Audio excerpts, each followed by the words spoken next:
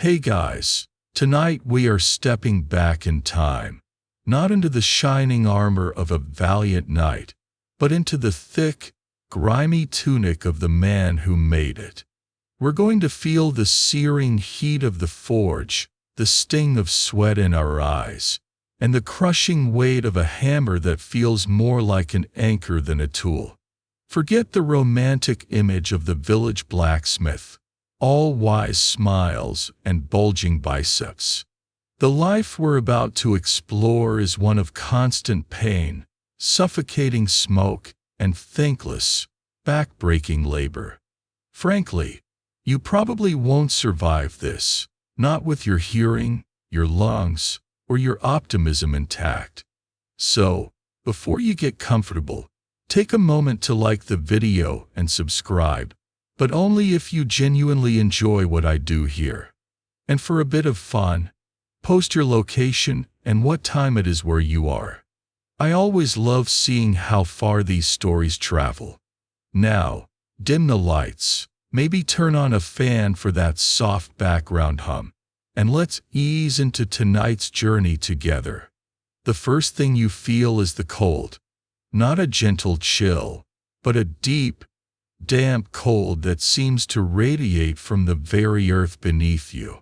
It seeps through the thin straw of your mattress, through the impossibly coarse wool of your blanket, and settles deep within your bones. There is no gentle waking. There is no alarm clock, no gradual awareness of the world.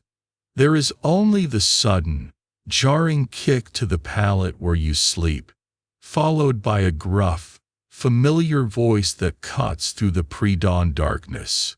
Up, boy! Fire's low. This is your master's voice. And for you, it is the voice of God. You are what, 7 years old? 8? You aren't entirely sure. Birthdays are a luxury for people with time and coin to spare, and your family had neither. What you do know is that you are an apprentice.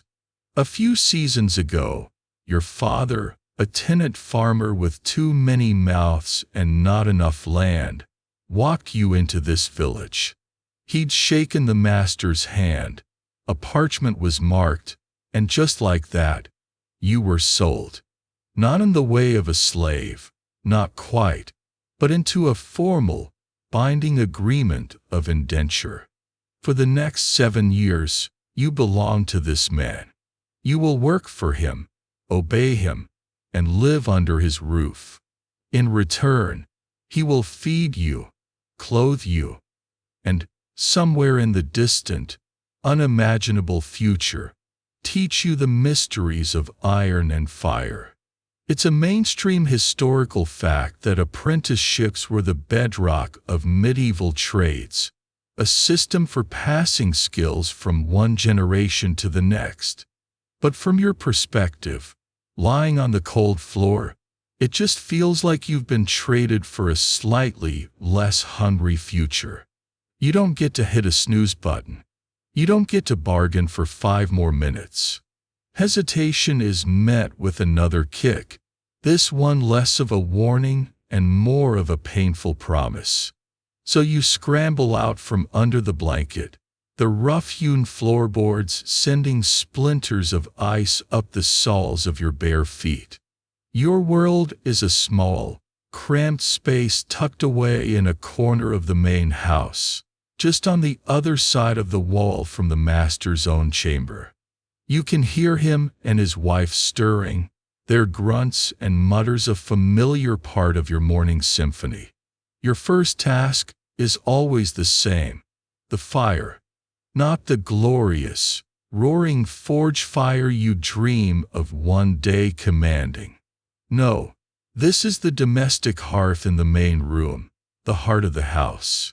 The embers from last night are a pathetic, glowing orange, gasping for life. You carefully kneel, your small, chapped hands reaching for the kindling you prepared the night before. You blow gently, your breath pluming in the frigid air, coaxing the embers back into a flame. It's a delicate dance, Too hard and you'll extinguish them. Too soft and they'll die on their own. You add small twigs, then larger sticks. Your entire focus narrowed down to this one vital task.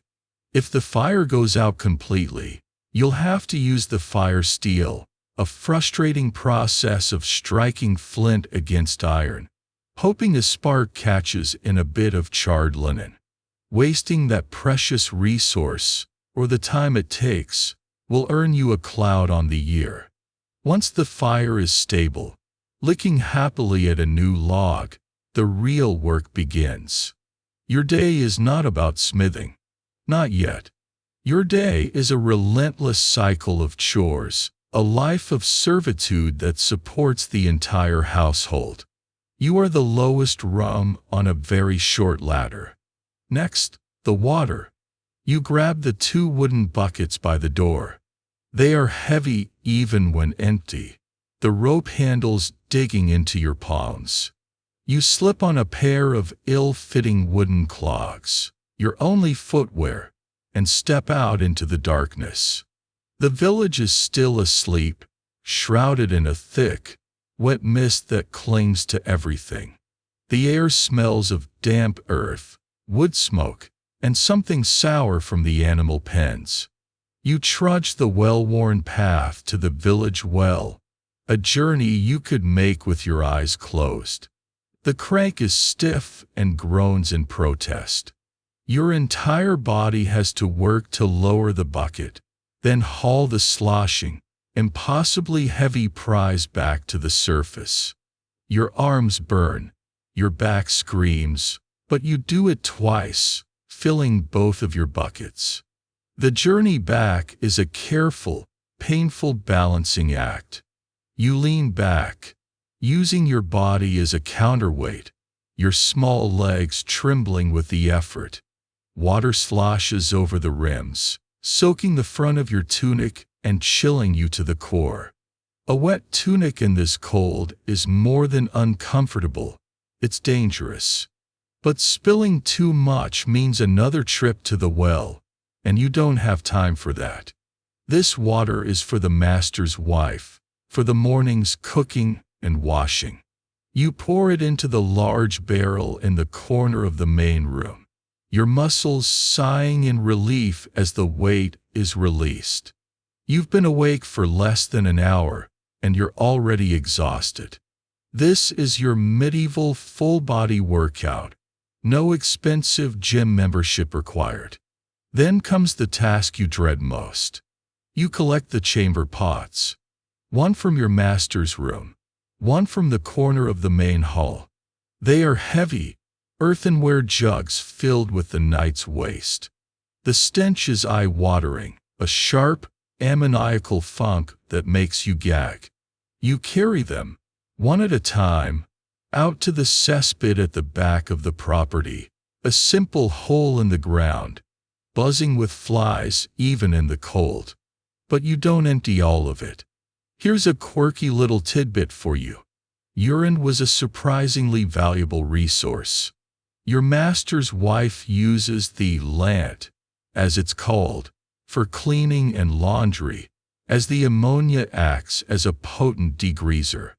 The local tanner might even pay a small amount for it to help cure leather. So, part of your disgusting job is to carefully pour the stale liquid into a separate barrel for later use. It's a humbling, stomach-churning chore, a daily reminder of your place in this world. You are the keeper of the family's filth. The sun is just beginning to cast a weak, gray light over the horizon as you move on to the animals. A single milk cow, a few scrawny chickens, and a pig share a small, muddy enclosure behind the house. You break the ice in their water trough, scatter some grain for the chickens, and slop the pig with a bucket of kitchen scraps you've been collecting. The cow needs milking. Her udder is warm against your cold hands, a small comfort in the biting air. The rhythmic shush-shush of the milk hitting the pail is one of the few peaceful sounds in your morning. This milk isn't for you. Finally, your morning of domestic drudgery is over. The sun is higher now, though its light struggles to pierce the perpetual haze of wood smoke that hangs over the village. The master drains the last of his ale, wipes his mouth on his sleeve, and fixes you with a look. He doesn't say, "It's time." He just jerks his head toward the yard, a single, sharp gesture that means follow. Your heart gives a nervous, excited flutter. This is it. You leave the relative quiet of the house, crossing the muddy yard toward the source of that rhythmic, powerful clang that has been the soundtrack to your morning. The closer you get, the louder and more intimidating it becomes. It's not just a sound. You can feel it in your chest, a physical percussion that travels through the soles of your clogs and up your spine. You step across the threshold, and the world changes. It's like walking into a dragon's throat. The immediate sensation is one of being smothered. The air is thick, hot, and alive. It's a noxious cocktail of smells. The sharp, sulfuric bite of burning coal, the dry, metallic tang of hot iron, and the damp, slightly rotten odor of the quenching tub. Dominating it all is the heat. It's not like the gentle warmth of the hearth fire. This is an aggressive, physical presence that hits you in the face and seems to suck the moisture right out of your lungs. The single wide doorway you just entered is the main source of light, and your eyes, accustomed to the gray morning, are slow to adjust to the profound darkness inside. The space is a cave of shadows, pierced by a single, terrifyingly bright point of light. The heart of the forge itself, a churning, incandescent sun that pulses with a malevolent, orange-white glow. Then there's the noise. The steady whoosh, whoosh, whoosh of the great bellows breathing life into the fire is the bass line, a constant, leathery lum. Above that is the sharp hiss of air and embers, and the angry sizzle of metal as the journeyman plunges a glowing piece into the slack tub, sending up a plume of acrid steam. But the king of all sounds is the hammer on the anvil. Clang. It's a sound that obliterates all others, an explosion of pure force that makes you flinch, your ears ringing with the shock. It's so loud you wonder how anyone can think, let alone work. The master and the journeyman don't speak. They shout single-word commands, their voices swallowed by the din the moment they are uttered. Your master grabs your shoulder, his grip like a vice, and shoves you into a corner. "Stay," he bellows, the word barely audible over the roar. You press yourself against the rough, soot-stained wall, trying to make yourself as small as possible. From this vantage point, you take in the terrifying landscape. The forge is a chaotic cathedral of industry. The anvil, a massive block of iron set into a huge tree stump, sits center stage like a sacrificial altar. Its surface is scarred and battered, yet it rings with a clear, defiant note every time the hammer strikes. Tools hang from racks on the walls and lie in untidy heaps on the floor. Tongs of every conceivable size and shape. Hammers with faces round, flat, and cross-peened. Chisels, punches, and strange, twisted implements you can't even name. They look less like tools of creation and more like instruments of torture. You get the distinct impression that every single object in this room is heavy, hot, or sharp, and often all three at once. You watch, mesmerized and terrified, as the master and journeyman work. They move in a fluid, practiced rhythm that seems impossible in the gloom and chaos. The journeyman pulls a bar of iron from the fire with a long pair of tongs. It glows a brilliant, blinding yellow-white.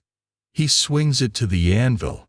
The master is already there, hammer in hand. Clang! The first blow lands, and a shower of bright orange sparks erupts, a beautiful and deadly firework display. A few of them land on your bare arm, and you yelp, swatting at the pinpricks of fire. The master doesn't even glance at you. Asterisk clang, clang, clang. Asterisk they work in perfect time, the master's heavy sledgehammer providing the main force, the journeyman using a smaller hammer for precise shaping, turning the iron bar with his tongs between blows. The metal, soft and plastic as clay under the heat and pressure, begins to change shape. They are not just hitting it, they are commanding it. You notice the master occasionally tossing a pinch of what looks like coarse sand onto the glowing metal just before a heavy blow. This is his magic powder, his secret ingredient. To you, it's alchemy. In reality, it's flux, a substance like borax or silica sand that aids in forge welding. It acts as a cleaning agent, dissolving the oxidized scale that forms on the surface of hot iron, allowing two separate pieces to be fused into one seamless whole. Without it, the weld would be weak and brittle, full of impurities. This is one of the foundational secrets of the craft you must learn, though right now it just looks like another part of the terrifying ritual. Your brief, painful reverie is broken when the master turns to you again. He doesn't hand you a hammer. He doesn't invite you to the anvil. He points with a grimy finger toward a massive, dark pile in the deepest, darkest corner of the forge. It's the fuel. Your first job in this inferno is not to shape iron, but to feed the fire that does. He hands you a shovel, its handle worn smooth by years of use, its weight awkward in your small hands, and a heavy sieve. Coal, he grunts. No dust, no stones. That's the entirety of your instruction. You stumble over to the great heap of charcoal. This isn't the mineral coal, the sea coal, that's sometimes used for domestic heating. This is proper charcoal, made from wood burned slowly in a low-oxygen environment.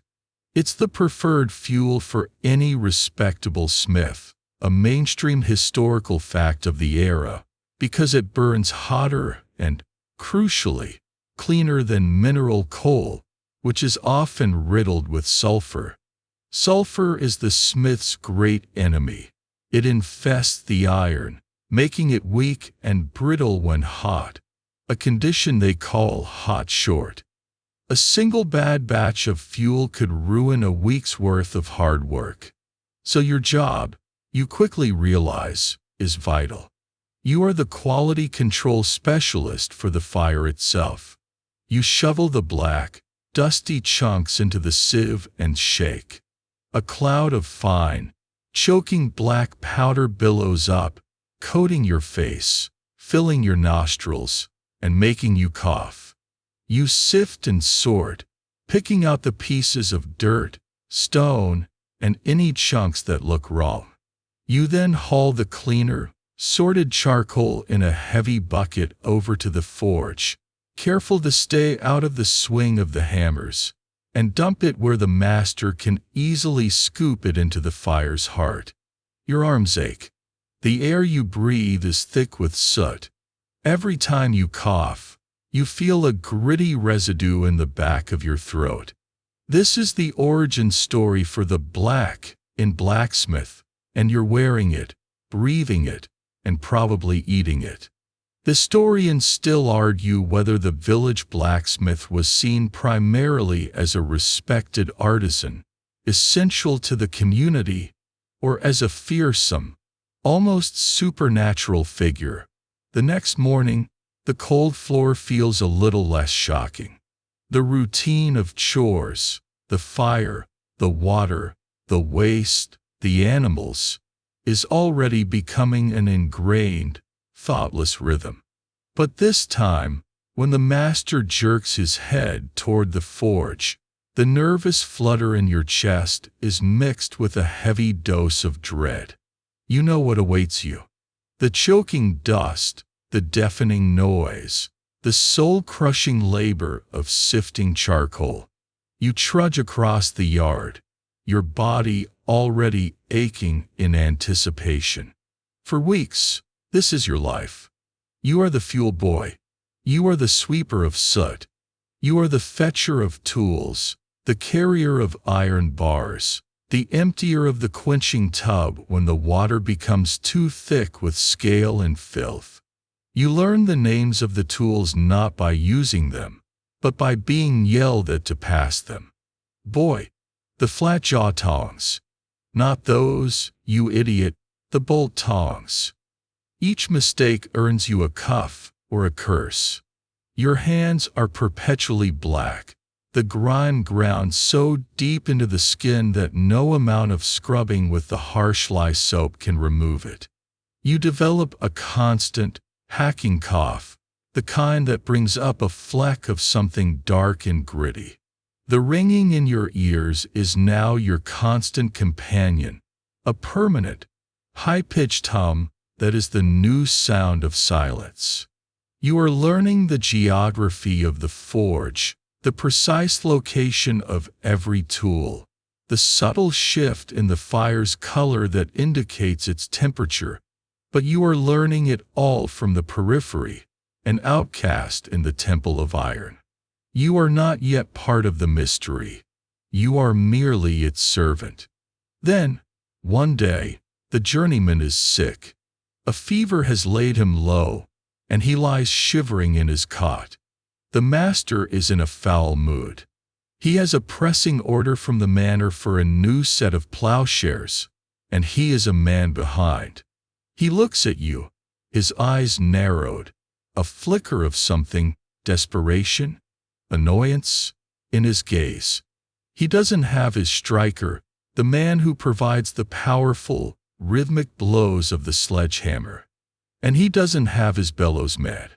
He looks at the great, hulking contraction in the corner, then back at you. You. He grunts, pointing not at the coal pile, but at the long, heavy wooden handle of the bellows. Here, watch me. He grabs the handle and pulls. The huge, leathery bag expands with a great leathery sigh, drawing in air. He pushes. The bag contracts, and a powerful, focused jet of air shoots from a clay nozzle, a tuyere, into the base of the fire. The coals, which have been glowing a dull cherry red, erupt into a furious, brilliant yellow-white. When I nod, you pull, he commands. When I say blast, you push. Hard. Keep the rhythm. Don't let the fire die. Don't burn the iron. Understand. You nod. Even though you don't, not really. The complexity of fire management is a high-stakes art form. Too little air, and the iron won't reach forging temperature.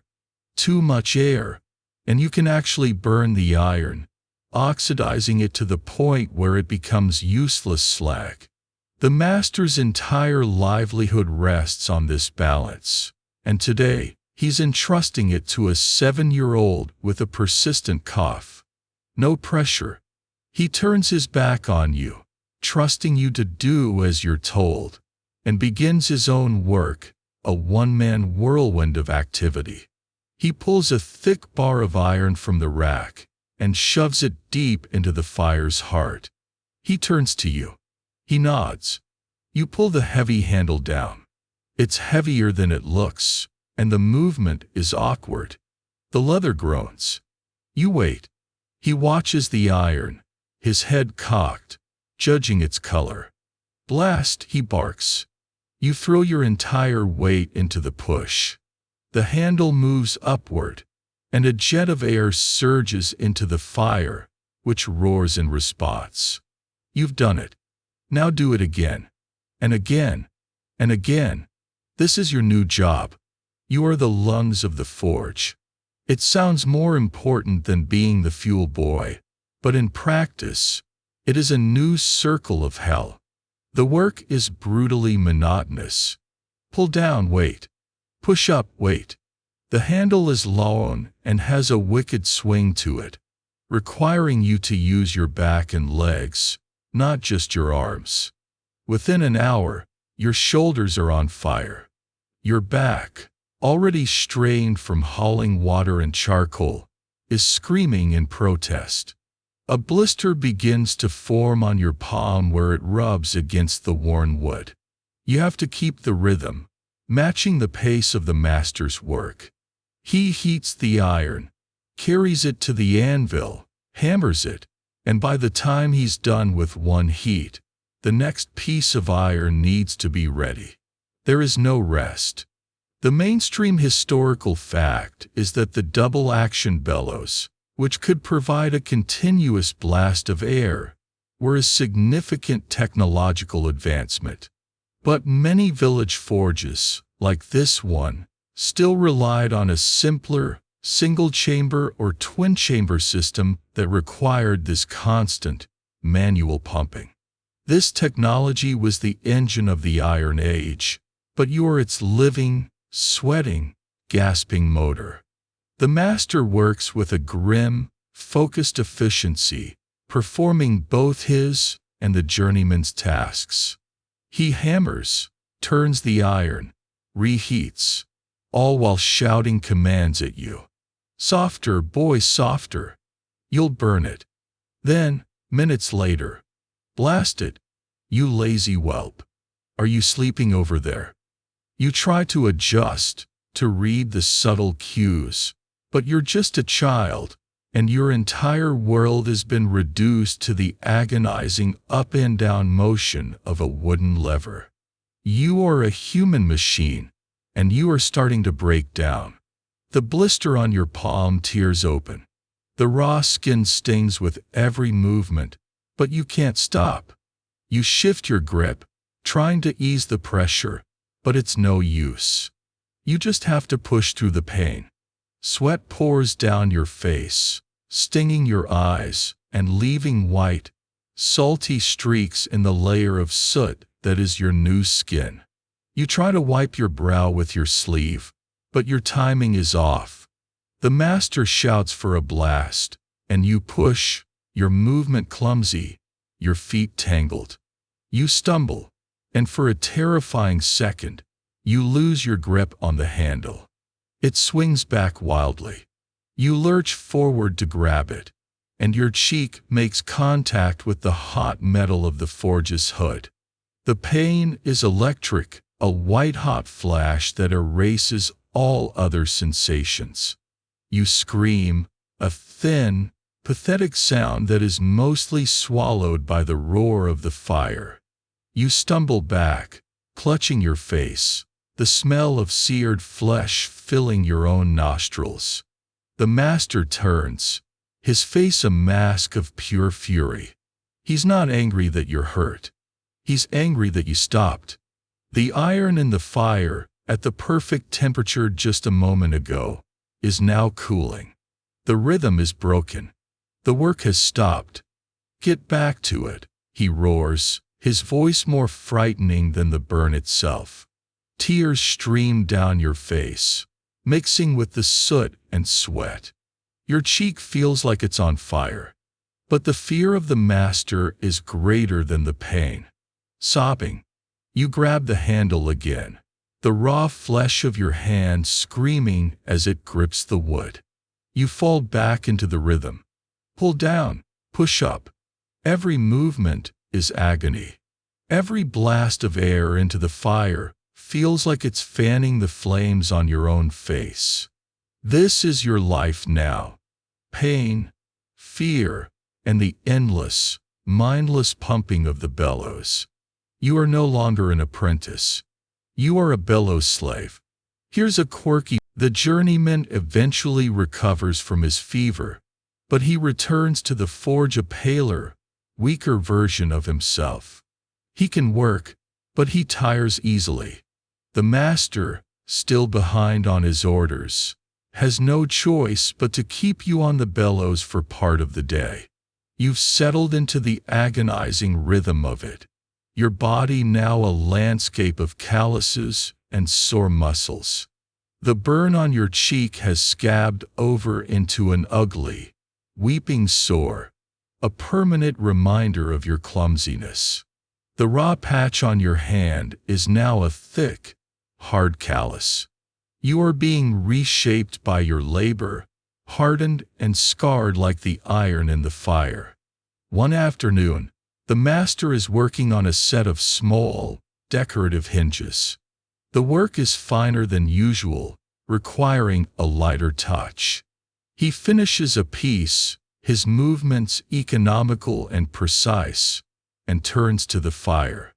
He looks at the journeyman, sweating and leaning against the wall for a moment's rest.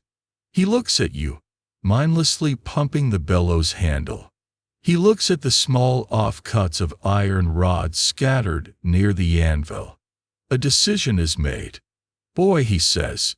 The word cuts through the forge's familiar din. He beckons you forward. You let go of the bellows handle, your muscles twitching in relief, and shuffle toward the anvil. Your heart begins to pound in new rhythm, one of fear and a wild, terrifying hope. He doesn't yell.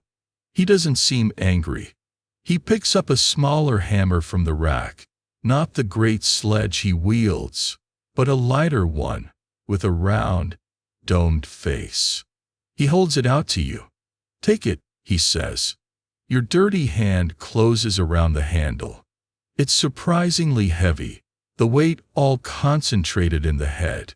It feels alien, powerful, and deeply, deeply wrong in your grip. It's a tool for a man, not a boy. You hold it awkwardly, like a club. The master snorts in derision. He grabs your wrist, his grip like iron, and repositions your hand, showing you how to hold it closer to the end for balance and swing. We need nails, he says, as if this explains everything. Watch. He takes a thin iron rod, about the thickness of your finger, and thrusts it into the fire. He works the bellows himself for a moment, giving it a few powerful blasts, his eyes fixed on the metal. He pulls it out at the perfect moment, when it's glowing a bright, sunny yellow. He lays the hot end on the anvil's horn, the conical point at the end, and with his own hammer, he begins to strike. Asterisk tap, tap, tap, tap, tap. Asterisk the blows are light, fast, and unerringly accurate. With each strike, he rotates the rod. In seconds, the end of the rod is no longer square, but drawn out into a perfect, four-sided point. He then lays the pointed section over the sharp edge of the anvil and gives it a sharp whack, cutting it most of the way through, about a finger's length from the point. He cools the point itself in the slack tub with a quick hiss, then shoves the hot, nearly severed piece into a hole on the anvil's face, the hardy hole. He snaps off the nail from the parent bar, leaving the hot, unpointed end sticking up. Then, with 3 more swift, precise blows, he flattens the hot metal, forming a neat, symmetrical head. He knocks the finished nail out of the hole. It falls to the floor, a small, perfect thing. A rosehead nail. From start to finish, it took him less than a minute. You see, he says, turning to you. Simple. He pulls the rod from the fire and shoves it into your other hand. The heat radiates through the metal, and you flinch.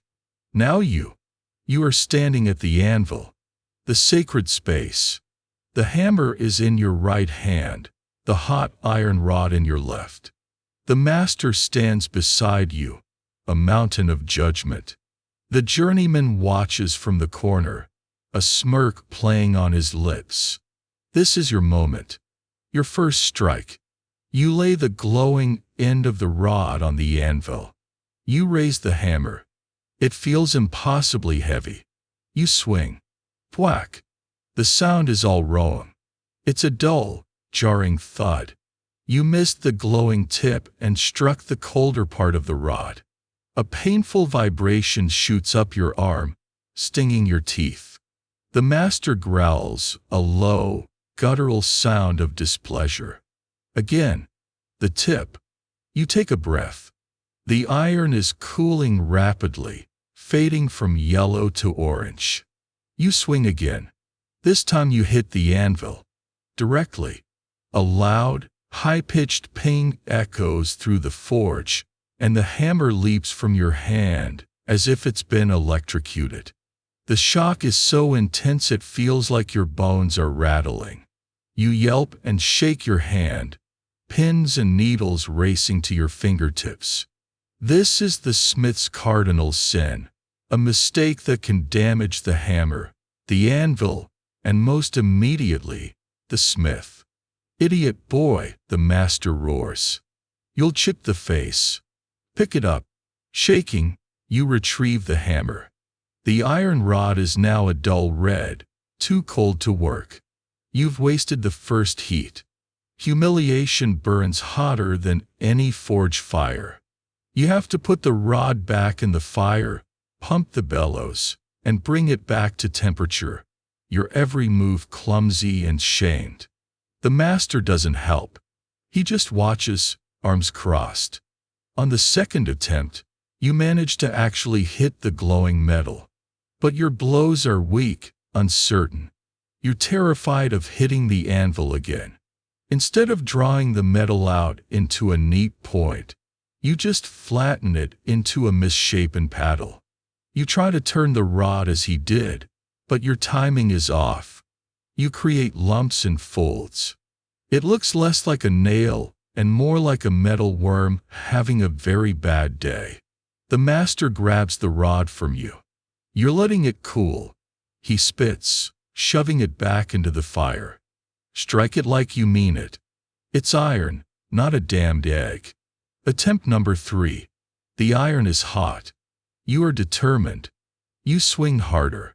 Plang, a better sound. You hit it squarely.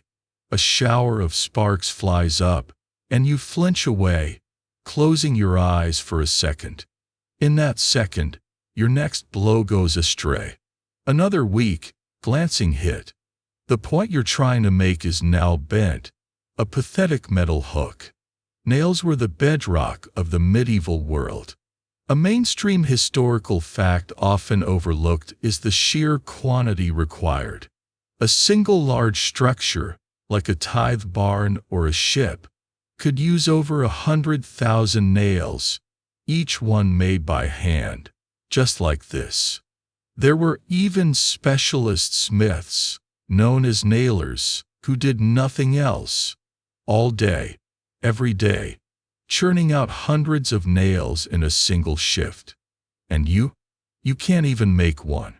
Historians still argue whether the extreme specialization of some trades, like that of a dedicated nailer, was a sign of a sophisticated urban economy, or simply a reflection of the crushing demand for a single, simple product.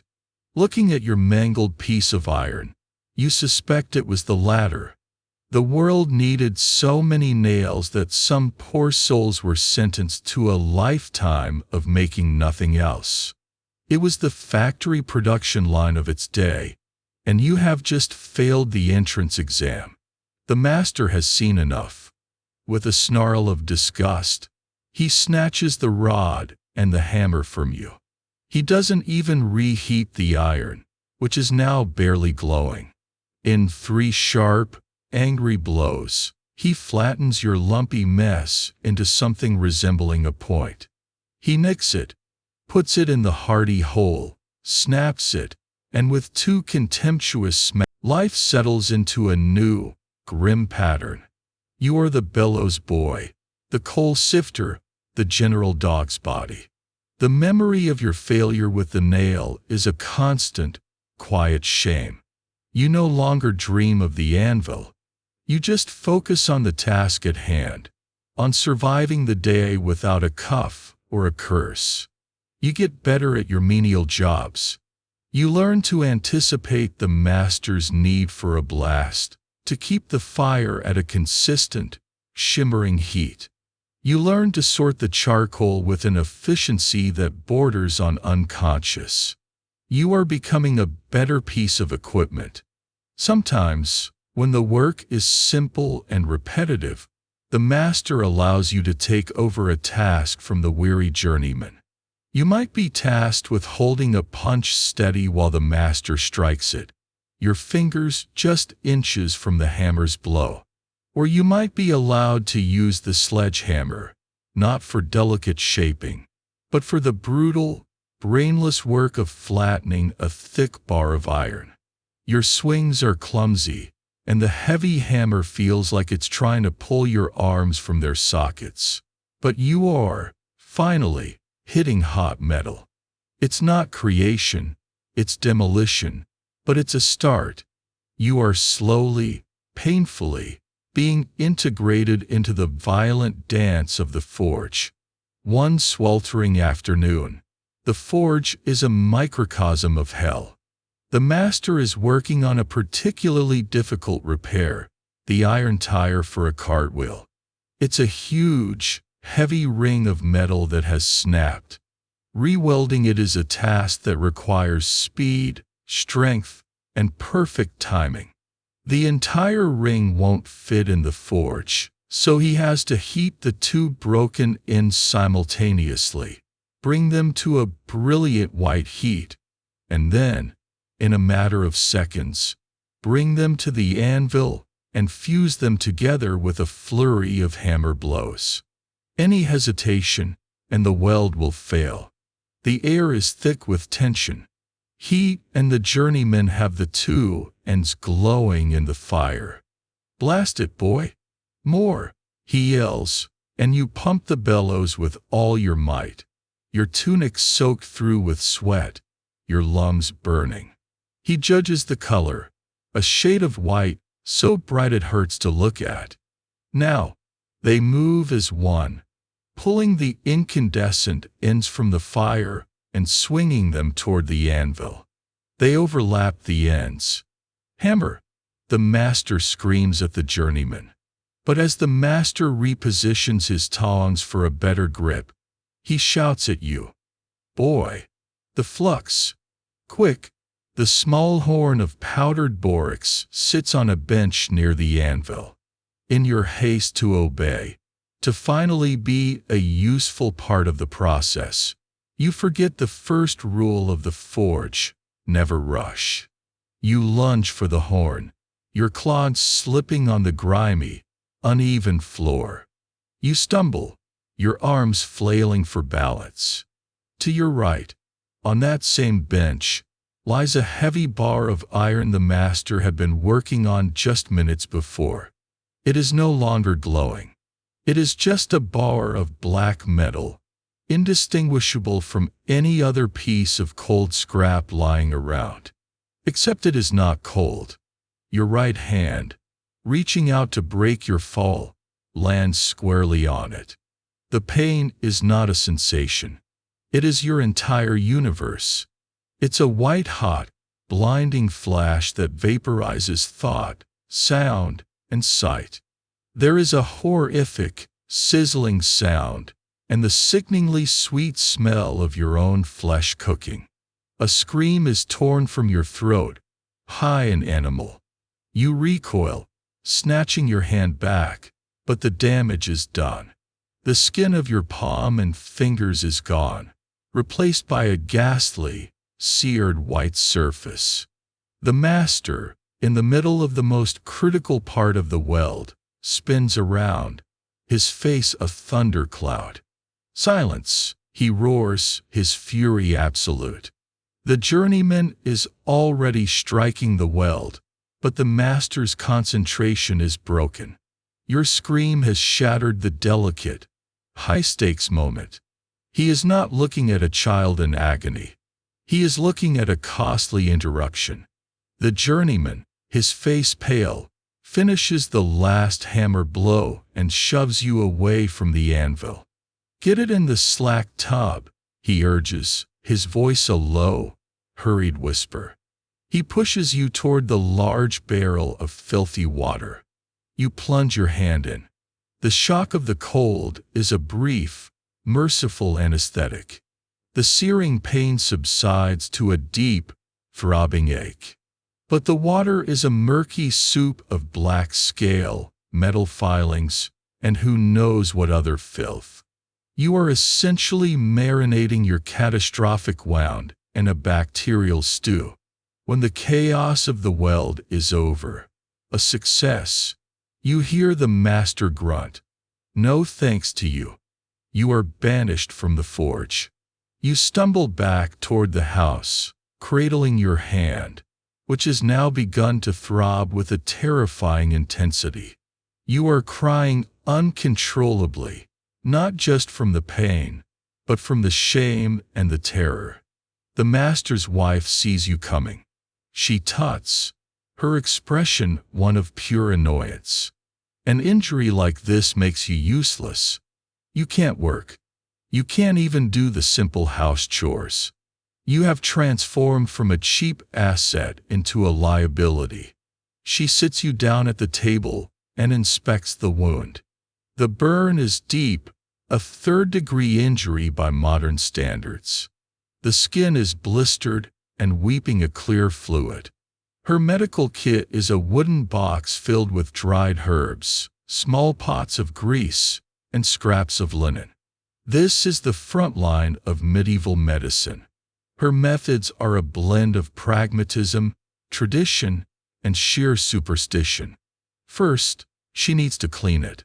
She uses a rag dipped in wine. The alcohol provides a mild antiseptic effect, though she wouldn't know why, and dabs at the burn. The pain is excruciating. You bite down on a piece of leather she gives you, your knuckles white, your body rigid. Then comes the poultice. This is where things get creative. A mainstream historical fact is that medical theory was dominated by the idea of the four humors: blood, phlegm, yellow bile, and black bile. Health was a state of balance. A burn was seen as an excess of heat and dryness, so the treatment had to be cooling and moistening. She might use a plaster of dock leaves and egg whites, or perhaps a mash of bread and milk. But she chooses a different, time-honored remedy: cobwebs. She goes around the dark corners of the house, gathering up thick handfuls of dusty cobwebs, and presses them directly into the weeping burn. It's a quirky and frankly stomach-turning tidbit of folk medicine. The logic was that the webs would help staunch any bleeding and form a protective layer. In a strange twist of fate, this wasn't always a terrible idea. Historians still argue whether these folk remedies were purely superstitious or if some, through generations of trial and error, contained genuinely effective ingredients. Certain molds that grow in old cobwebs can have antibiotic properties, a wild, accidental precursor to penicillin. But it was a roll of the dice. You were just as likely to be introducing tetanus or a host of other deadly bacteria. She binds your hand tightly with a strip of linen. The pain is a constant, pulsing drumbeat. You are sent to your pallet, where you lie shivering, despite the summer heat. The real trial is just beginning. By the next day, your hand is swollen to twice its normal size. It's hot to the touch, and an ugly red color is creeping up your wrist. The pain is no longer just in your hand. It's a throbbing fire that seems to consume your entire arm. The cobweb and filth water treatment has failed. Miraculously, you keep your hand. The fever breaks after a week of torment, leaving you weak and thin, a pale ghost haunting your own body. The master's wife, seeing that you will not die and become a complete waste of investment, continues her ministrations. She lances the worst of the blisters, releasing a foul-smelling fluid, and applies a new poultice, this one made of yarrow and moldy bread. Another one of those strange folk remedies that skirted the line between witchcraft and accidental medical genius. Slowly, painfully, the swelling subsides.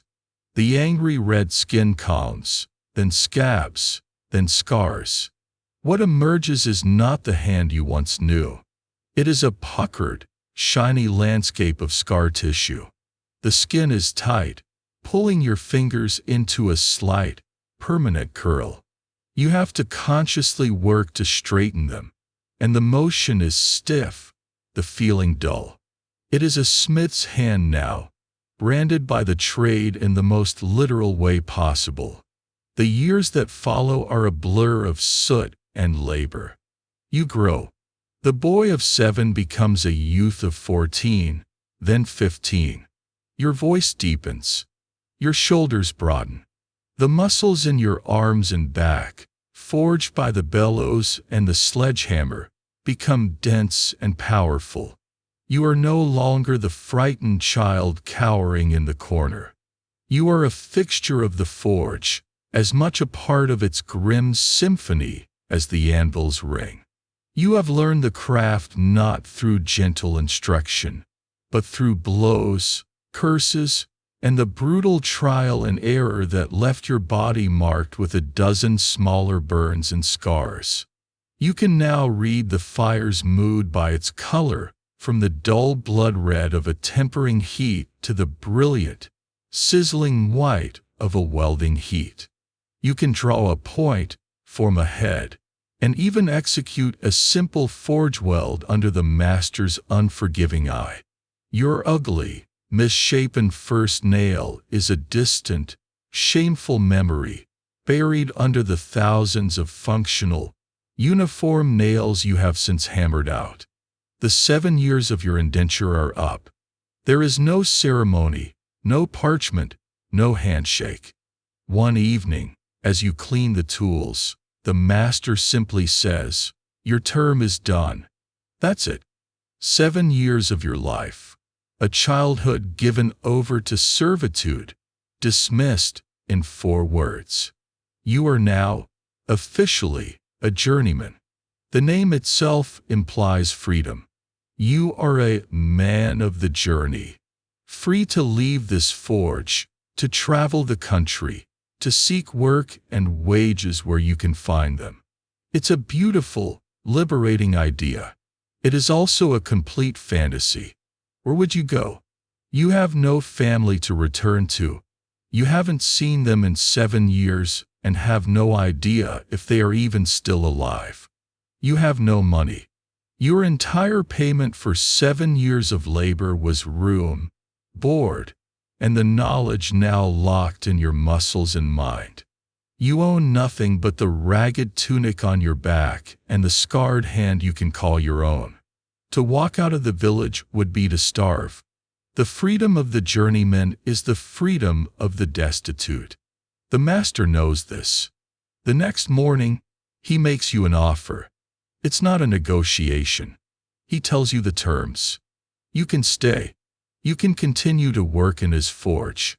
He will continue to provide your meals and a space to sleep. The same miserable pallet on the floor, you note. But now, you will earn a wage. The word wage sounds grand, but the reality is less so. You will not be paid in coin. Silver is scarce and reserved for bigger transactions. Instead, you will receive a small share of the profits from the jobs you complete yourself. A very small share. The rest, The lion's share goes to him for the use of his forge, his tools, his coal, and for the privilege of not starving to death on the road. It's not an offer of employment. It's a new kind of leash, longer and looser, but still a leash. You accept. You have no other choice. Historians still argue whether the journeyman phase was an opportunity for skilled artisans to see the world and learn new techniques, or simply a prolonged state of economic vulnerability before one could hope to afford their own workshop. For you, standing in the same forge you've occupied since you were a boy, the answer is painfully clear. This isn't a stepping stone. It feels like a plateau, a long, flat expanse of more of the same. With your new status comes new responsibilities. The master no longer bothers with the small work. The fiddly and profitable and deeply annoying repairs for the local villagers are now beneath him. They are your domain. You are the public face of the forge now for all the low-end jobs. Your first customer as a journeyman is a woman named Elspeth, whose face is a permanent mask of disapproval. She thrusts a three-legged cooking pot at you. One of the legs has broken off. The master used to fix this for a penny, she says, her voice sharp, implying you are already planning to swindle her. A penny was a significant sum, and you doubt the master ever did it that cheaply. You take the pot. It's cast iron, a different beast from the wrought iron you're used to. It's brittle. A mainstream historical fact is that while forge welding wrought iron was common, repairing cast iron was incredibly difficult for a simple blacksmith. It has a lower melting point and tends to crack when heated and cooled improperly. You know the proper way is to braze it, using a brass or bronze filler to join the pieces, but that requires expensive materials the master keeps under lock and key. Your job is to find a cheaper, cruder solution. I'll have to forge a new leg and rivet it to the base, you explain. It will be strong. Humph. And how much will that be? She asks, her eyes narrowed. You do a quick, desperate calculation in your head. The cost of the charcoal, a small piece of scrap iron, your time, and the master's cut. 3 eggs, you say. She scoffs as if you've asked for her firstborn child. 3? For that little thing? I'll give you 1. 2. You counter, your voice sounding weak even to your own ears. 1 egg. And a handful of dried beans. You sigh. It's barely worth the effort, but a paying job is a paying job. Fine. You take the pot and get to work. It's frustrating. You have to carefully chisel off the stub of the old leg. Then you take a small bar of iron, heat it, and painstakingly forge a new leg, trying to match the shape of the other two. It's unglamorous, repetitive work. You have to punch 2 holes in the base of the pot, a delicate operation where a single misplaced blow could crack the whole thing. You forge 2 rivets, heat them to a cherry red, slip them through the holes in the leg and the pot, and quickly peen the ends over to form a tight join. The work is solid. The leg is firm. The pot stands level. It's a good repair. Elspeth returns later in the day. She inspects your work with the intensity of a jeweler examining a gem. She turns the pot over and over. She runs a suspicious finger over the rivets. It's not as neat as the others, she observes. It's a repair, not a new pot. You say, the frustration rising in your throat. It's strong. It will hold. She grunts, which is the closest you'll get to a compliment. She reaches into her basket and pulls out a single, small, slightly grubby egg, and a small handful of beans, just as promised. That's your payment. You hold the meager prize in your hand. This is the fruit of the trickle of villagers with their broken pots and dull sickles is a constant, but it is not the work that pays the master's rent. The real business of the forge, the work that keeps the whole enterprise afloat, arrives once a season in a rumbling, squeaking ox cart. It's not driven by a farmer or a villager. It's driven by the reeve. The reeve is the manor's man, an official appointed by the Lord to oversee his lands and the serfs who work them. He is a man accustomed to giving orders, not haggling over the price of a nail. He doesn't bring eggs or beans. He brings a mountain of work and an unshakable sense of his own importance. He pulls the cart into the yard, and you and the master emerge from the forge to meet him. The reeve, a stout man with a ledger tucked into his belt and a permanently sour expression, doesn't waste time with pleasantries. He gestures with a thumb back at the cart's contents. "The usual," he says, his voice flat. "The Lord wants them back by the new moon. Don't be late." You look into the cart, and your heart sinks. It is a tangled, rusty boneyard of broken and worn-out agricultural tools. This is the real arsenal of your world, not the glorious swords and shining armor of minstrels' tales, but the humble, battered implements that wage a daily war against the soil. There are a dozen heavy plowshares, their ticks worn down to rounded nubs. There are coulters, the knives of the plow that slice the turf, chipped and bent. There are stacks of sickles and scythes, their curved blades dull and notched from seasons of harvesting. There are mattocks, billhooks, and hoes, all bearing the scars of their hard life. This is not a series of small repairs. This is an industrial-scale operation.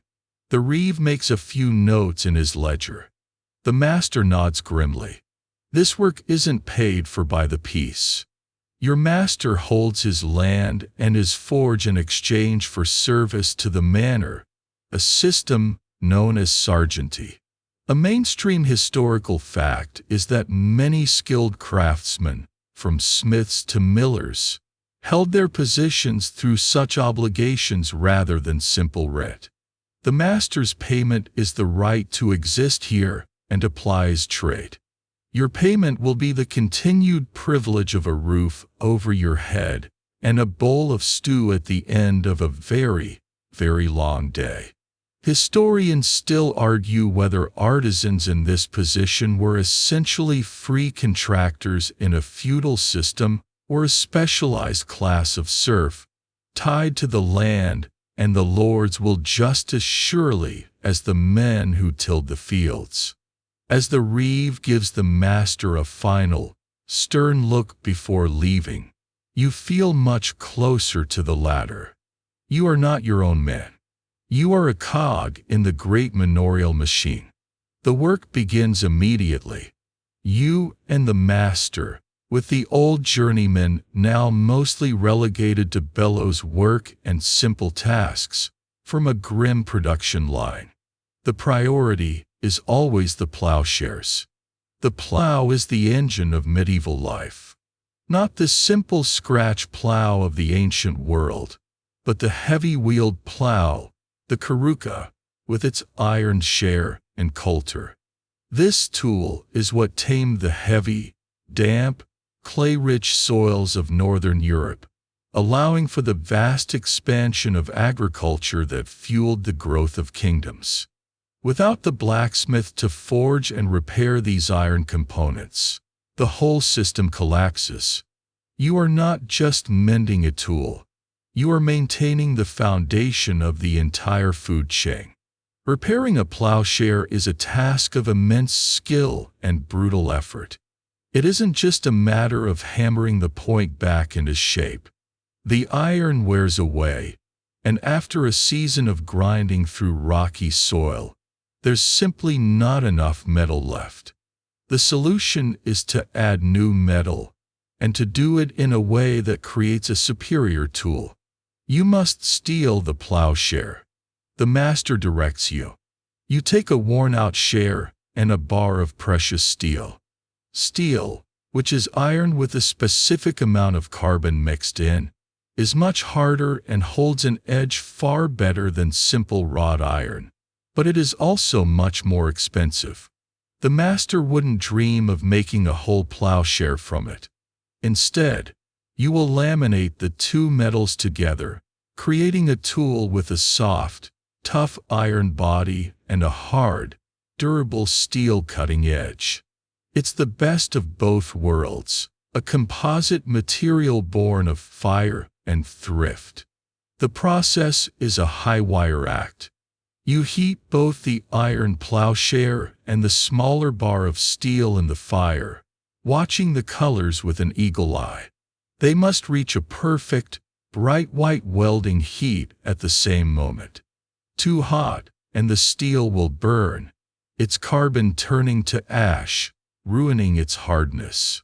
Too cold, and the metals will not fuse.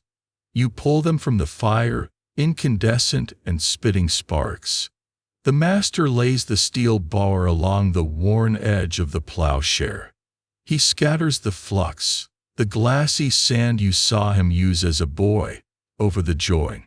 It sizzles, cleaning the surfaces of impurities. Now, he commands. You swing the heavy sledgehammer. Your aim must be true. Your blows must be powerful and swift. Clang. The first strike lands, and the two separate pieces of metal begin to merge. You can feel it through the hammer's shaft, the way the metal gives, the way it becomes one. The master, with his own hammer, works the edges, his blows light and quick, shaping the weld, chasing out any trapped slag. You work in a frantic rhythm, a violent duet of hammers, racing against the cooling of the iron. Sparks fly, stinging your bare arms and chest. The noise is concussive.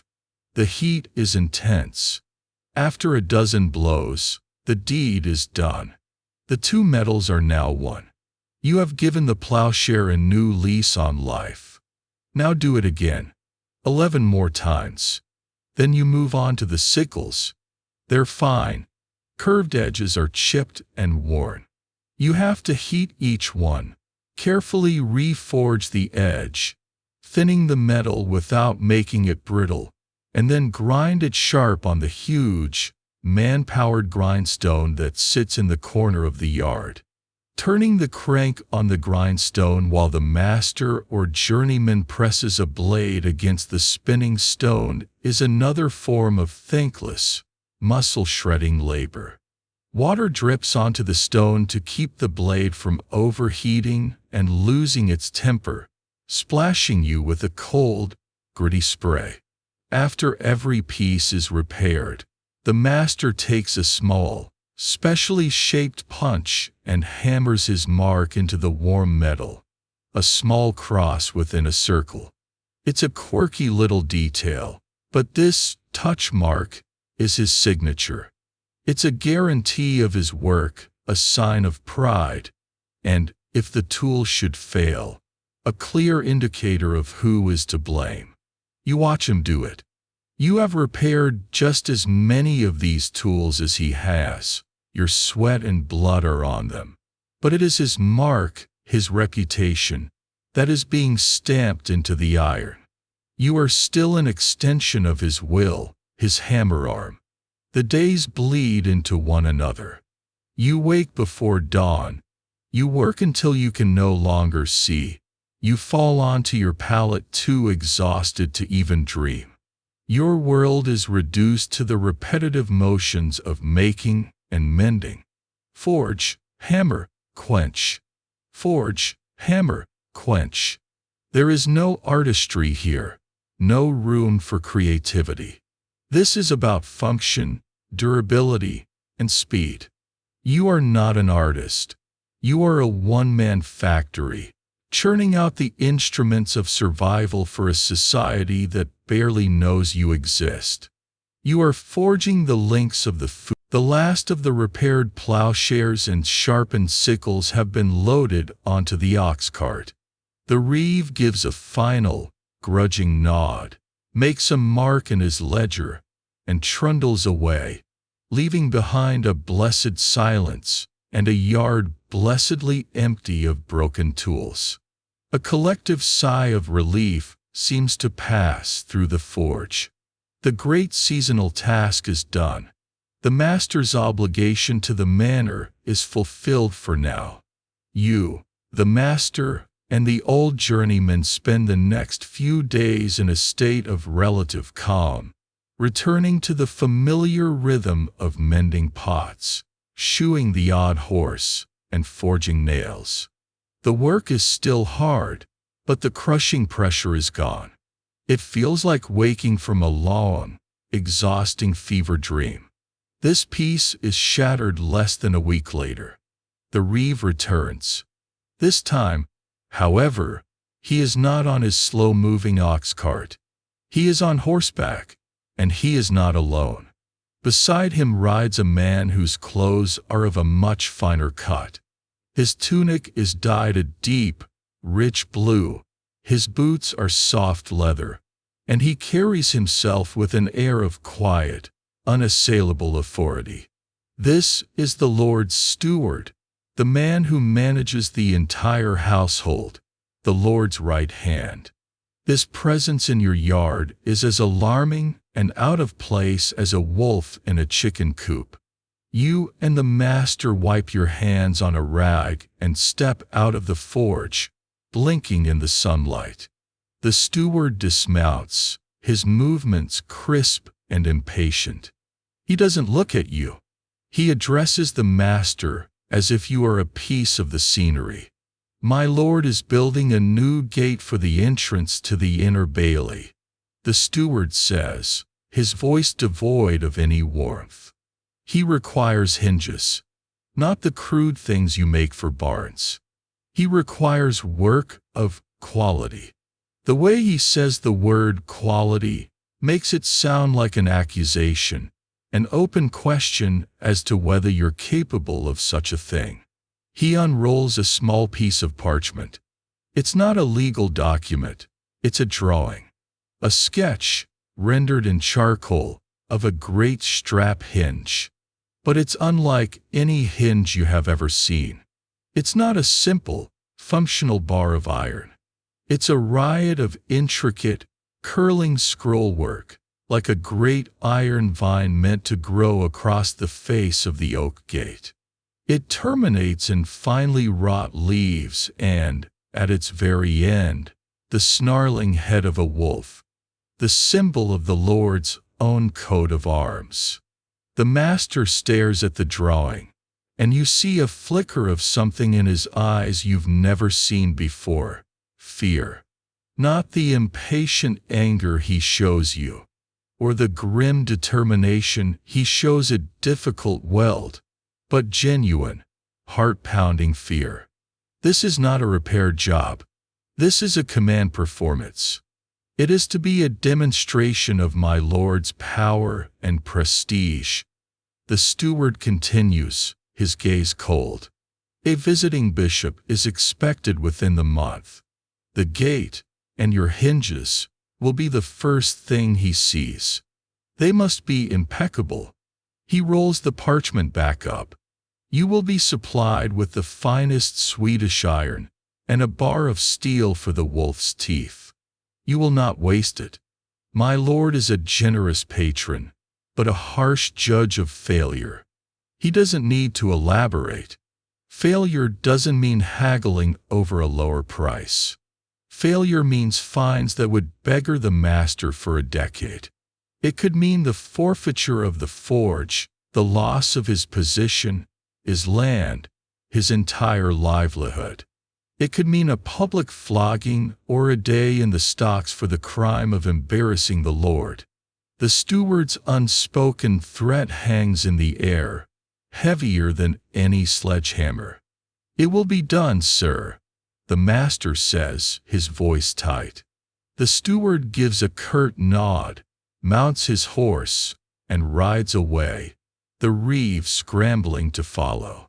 They leave behind the drawing and a silence thick with dread. The master stands for a long moment, staring at the empty space where the steward had been. Then he turns and walks back into the forge, the parchment clenched in his fist. The brief holiday from pressure is over. You are now working directly under the Lord's demanding gaze, a gaze that can build a man up or utterly destroy him. The master is a changed man. His usual gruffness is replaced with a brittle, nervous energy. He barks orders, his voice strained. The entire forge is turned over to this one project. All other work is refused. A farmer with a broken chain is turned away. A woman with a hole in her kettle is told to come back next season. The forge becomes a sacred, high-stakes workshop dedicated to a single, terrifying goal. The fine Swedish iron arrives, delivered by the same cart that once held rusty plowshares. It's different from the local iron you're used to. It's cleaner, purer, more malleable. Wasting even a foot of it would be a sin. A mainstream historical fact is that high-quality iron from regions like Sweden and Spain was a prized commodity, often reserved for weapons, armor, and high-status decorative work like this. Working with it is both a privilege and a burden. The master spends a full day just planning. He copies the steward's sketch onto a large, flat piece of slate, breaking the complex design down into smaller, manageable components. Each scroll, each leaf, each twist of the vine is drawn and redrawn. He doesn't speak. He just stares at the slate, his face a mask of concentration. You stay out of his way, keeping the fire tidy, sorting the tools, feeling the tension coiling in the small, dark space. Then the work begins. This is not the fast, brutal hammering of agricultural repairs. This is slow, painstaking art.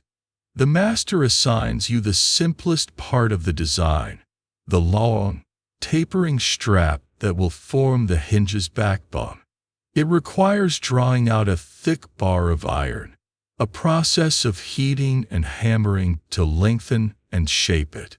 It's work you've done before, but never with this level of scrutiny. Every hammer blow must be perfect. Every heat must be precise. A slip of the hammer, a moment of overheating.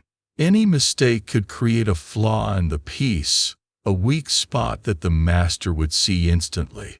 You work the sledge, providing the heavy, shaping blows while the master uses his lighter hammer for the finishing touches, his eyes scanning every inch of the metal. He doesn't curse you for a clumsy blow. He just stops, his expression hardening, and points to the flaw. You have to reheat the piece and fix it, your own sweat stinging your eyes as much from stress as from heat. Meanwhile, the master himself works on the decorative elements. You watch, mesmerized, as he takes a small bar of iron and begins to form one of the delicate, curling leaves. He uses tools you've rarely seen him touch, small, specialized chisels and punches to texture the metal, to hammer in the veins of the leaf. He works with the focus of a jeweler. A quirky tidbit of decorative ironwork is the use of animal motifs, or zoomorphism. The wolf's head is not just a symbol. It's a test of the smith's ability to sculpt in iron, to bring the unforgiving metal to life. Historians still argue whether a blacksmith undertaking such a commission was seen as a true artist, on par with a sculptor or manuscript illuminator. or if he was always considered a lower-class craftsman, regardless of the beauty of his work. As you watch the master delicately shape a leaf, you see no difference between him and an artist. But you lift the sledgehammer, its weight both familiar and terrifying. The fate of the master, the forge, and your own immediate future seems to rest on the arc of its swing. You take a breath, trying to block out the image of the steward's cold eyes. You focus only on the glowing spot on the anvil, on the master's poised hammer. You bring the sledge down, not with the wild force you use for flattening iron, but with a controlled, precise strength. Playing, the sound is solid, true. The master follows instantly with a flurry of light taps, his hammer dancing along the seam where the scroll meets the strap, blending the two pieces of incandescent metal into one. He pulls it away, inspects it for a fraction of a second, then plunges it back into the fire for the next weld. One by one, you attach the components. Each weld is a miniature drama of heat, timing, and controlled violence.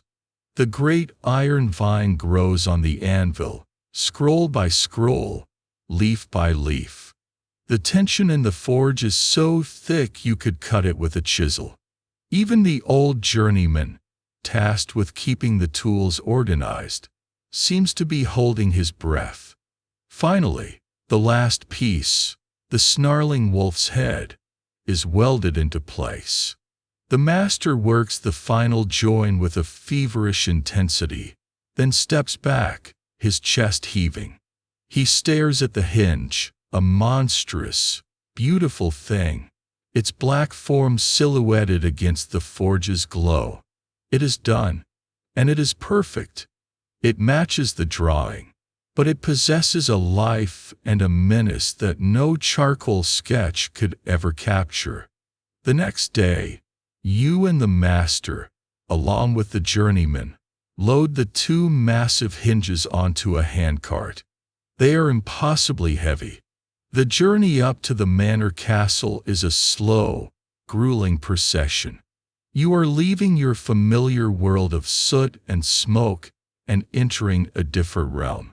As you pass through the outer gatehouse, the guards look down on you with bored indifference. You are the help, delivering a package.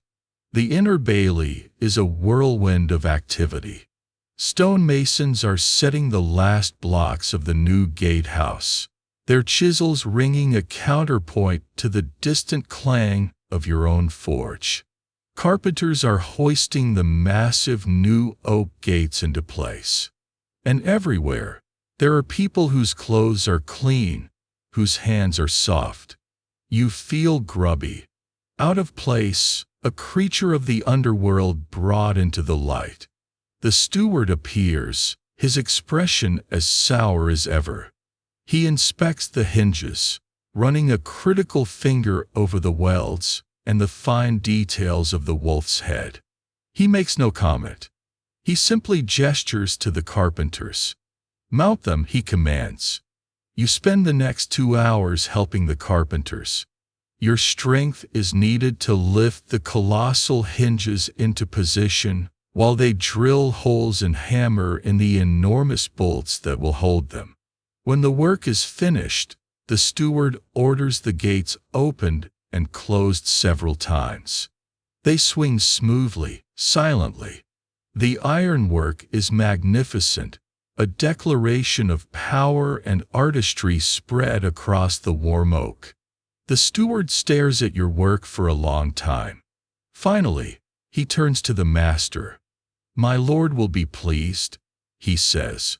And then, without another word, he turns and walks away. That's it. That is the entirety of your commendation. No praise, no bonus, no thank you.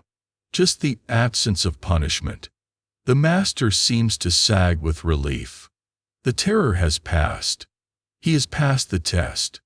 As you trudge back down the hill to your own small, smoky world, you feel a strange mix of pride and emptiness. You helped create that masterpiece.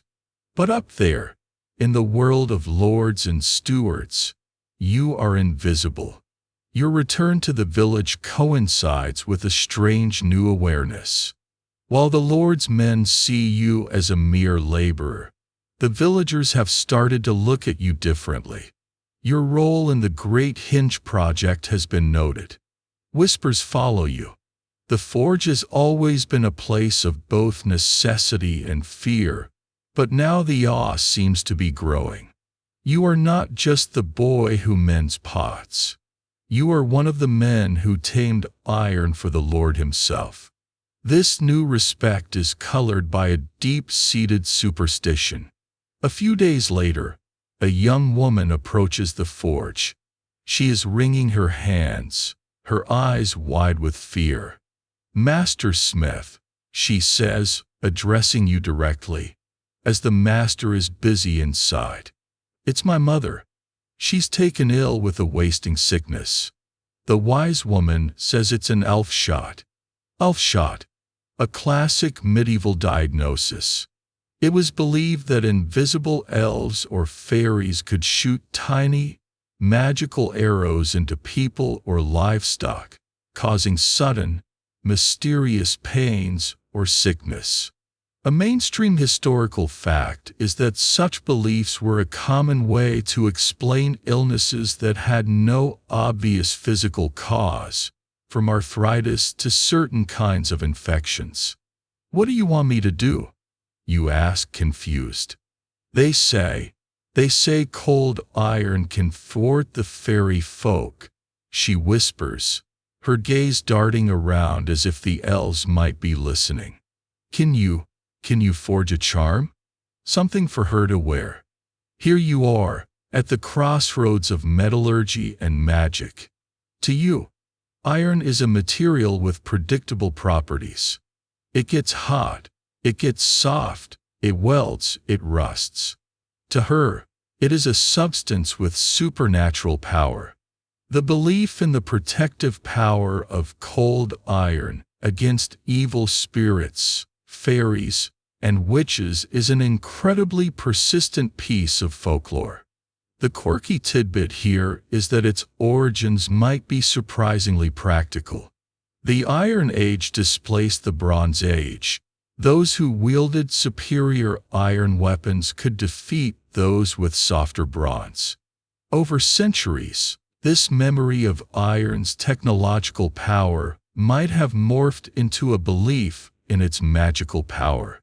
Iron became the symbol of human industry and order, a potent defense against the chaotic, unknowable forces of the supernatural world. You look at the desperate woman. You could tell her it's nonsense. You could explain that her mother likely has an infection or some other natural ailment. But what good would that do?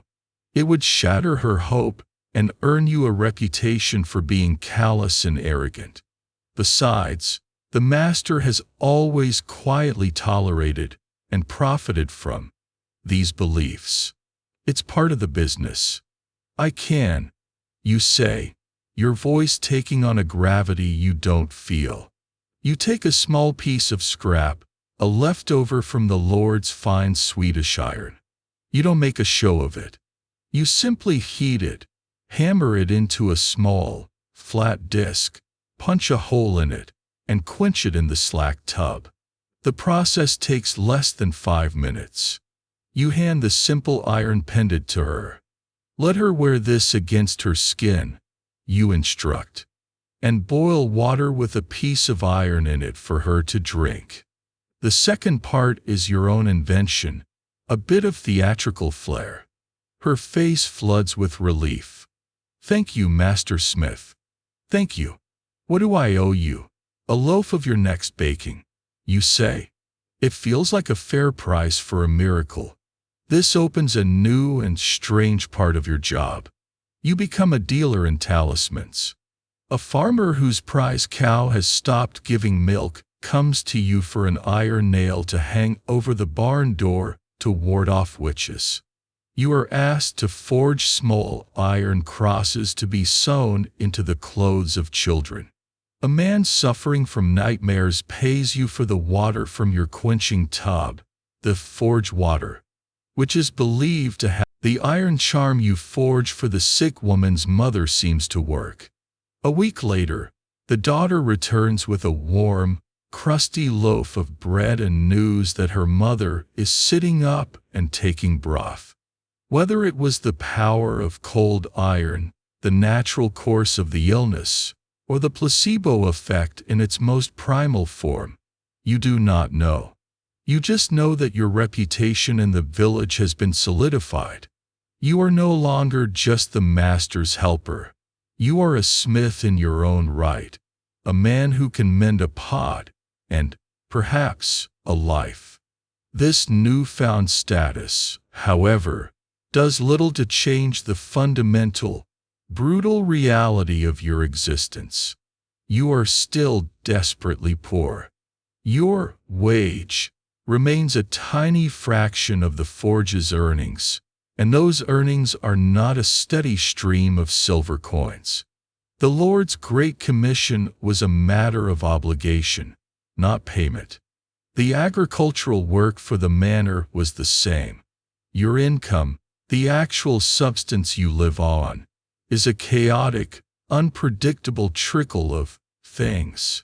The world you inhabit runs on a system that feels ancient and deeply unfair, the barter economy. Coinage exists, of course. A mainstream historical fact is that various kingdoms minted silver pennies and other denominations. But in a small, rural village like yours, hard currency is scarce. It's used by the Lord, by traveling merchants, and for paying taxes, but it rarely filters down to the common folk for everyday transactions. Wealth isn't something you keep in a purse. It's something you keep in a barn or a pantry. Your customers pay you with what they have. This leads to a constant, exhausting process of negotiation and collection that has nothing to do with smithing. Your life becomes a relentless exercise in accounting for chickens, valuing cheese, and chasing down promised bushels of oats. A farmer, grateful for the new blade on his billhook, promises you a sack of barley come harvest time. That's months away. You have to trust he'll remember, and that his harvest will be good. When you finally go to collect, he might claim the rats got into it, and offer you half a sack instead. Do you argue? Do you risk alienating a customer you depend on? You take the half sack. Elspeth, the woman with the cooking pot, returns. This time, her favorite knife has a broken handle.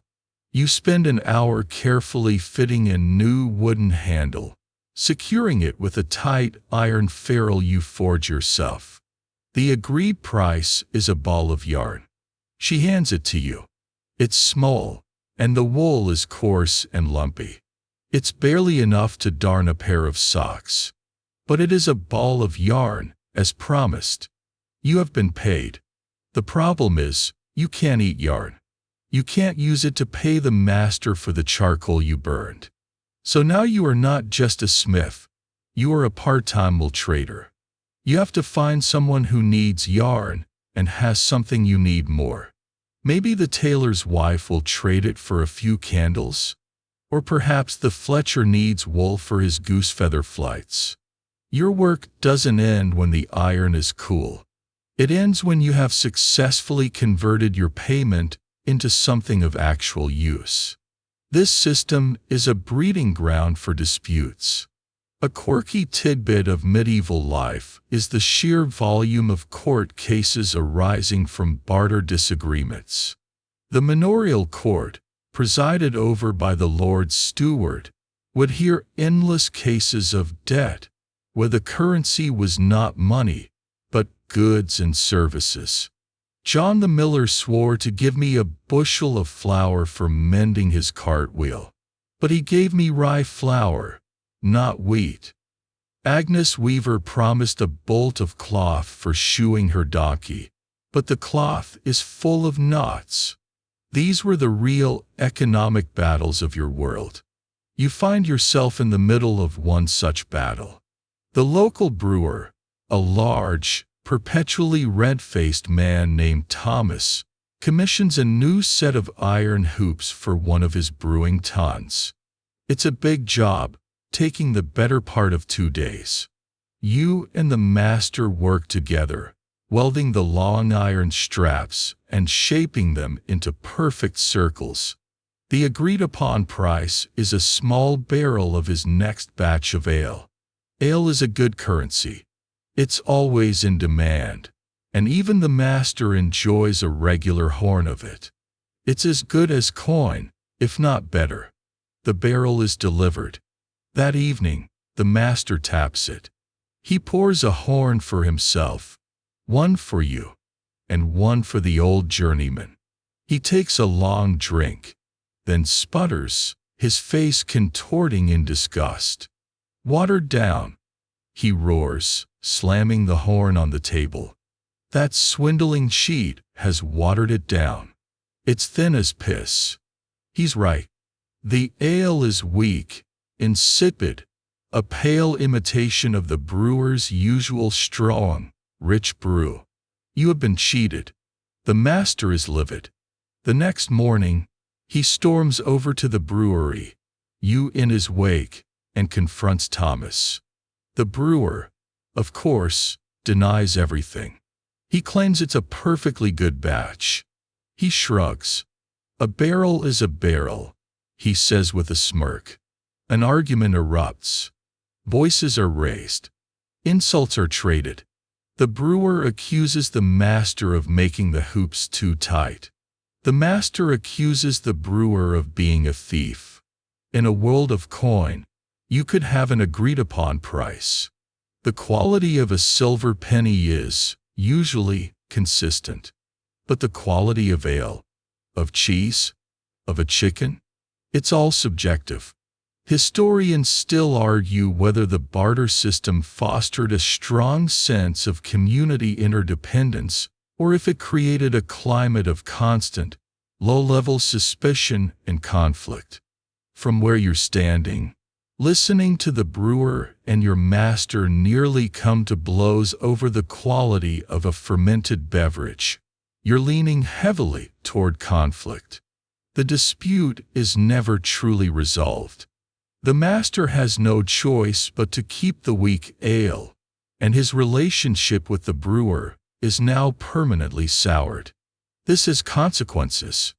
The next time the brewer needs a tool mended, he'll go to a smith in the next village, even if it's a longer walk. You have lost a customer, not over your work, but over a disagreement about the perceived value of a barrel of liquid. This brutal economic reality shapes your craft. You learn to be ruthlessly efficient with your materials because charcoal and iron are your direct costs, while your income is uncertain. You learn to make quick, crude repairs when you know the customer has little to offer. Why spend 3 hours making a perfect repair if the payment is a single egg? You learn to assess the customer as much as you assess the broken tool they bring you. What can this person pay? What is their reputation for honesty? Your survival depends on these calculations as much as it does on your skill with a hammer. Your dream of being a master smith, with your own forge and your own life, seems impossibly distant. To set up your own shop, you would need a small mountain of capital. You'd need to buy an anvil, a bellows, hammers, tongs, a grindstone. You'd need to build or rent a building. You'd need a stockpile of iron and charcoal.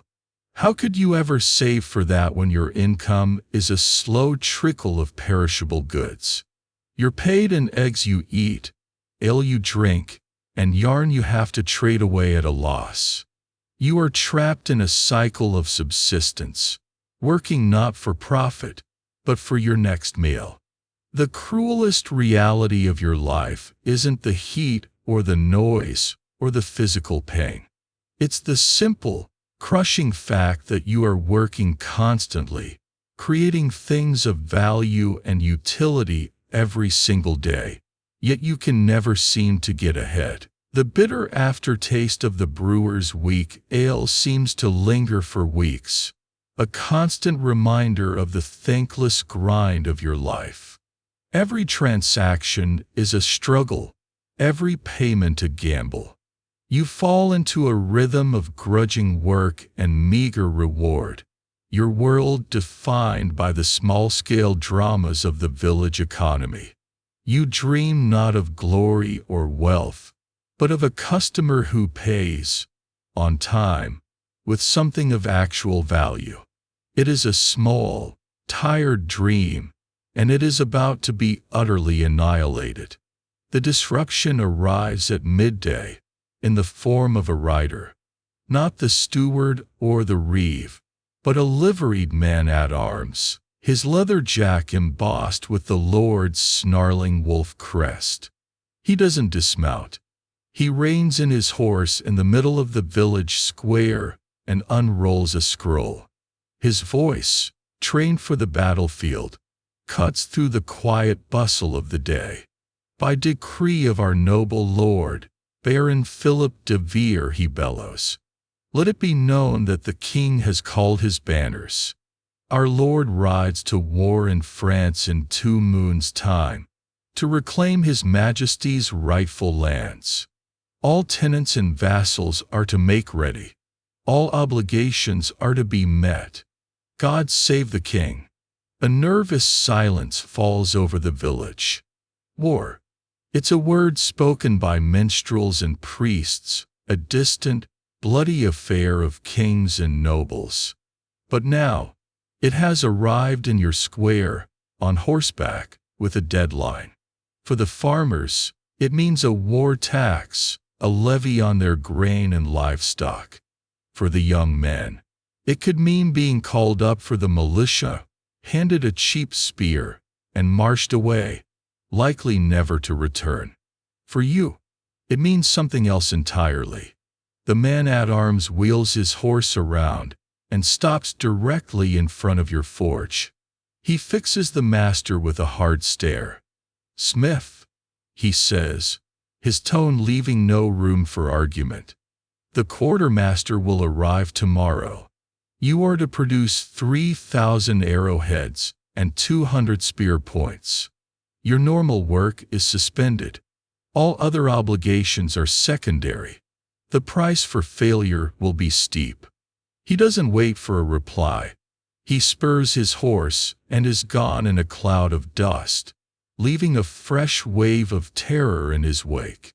3,000 arrowheads, 200 spear points. The numbers are staggering, almost nonsensical. You look at the master. The fear you saw in his eyes before the Hinge project is back, but this time it's different. It's not the fear of failing an artistic test. It's the cold, pragmatic dread of an impossible production quota. A small, foolish part of you, the boy who first stepped into this forge, feels a flicker of excitement. War.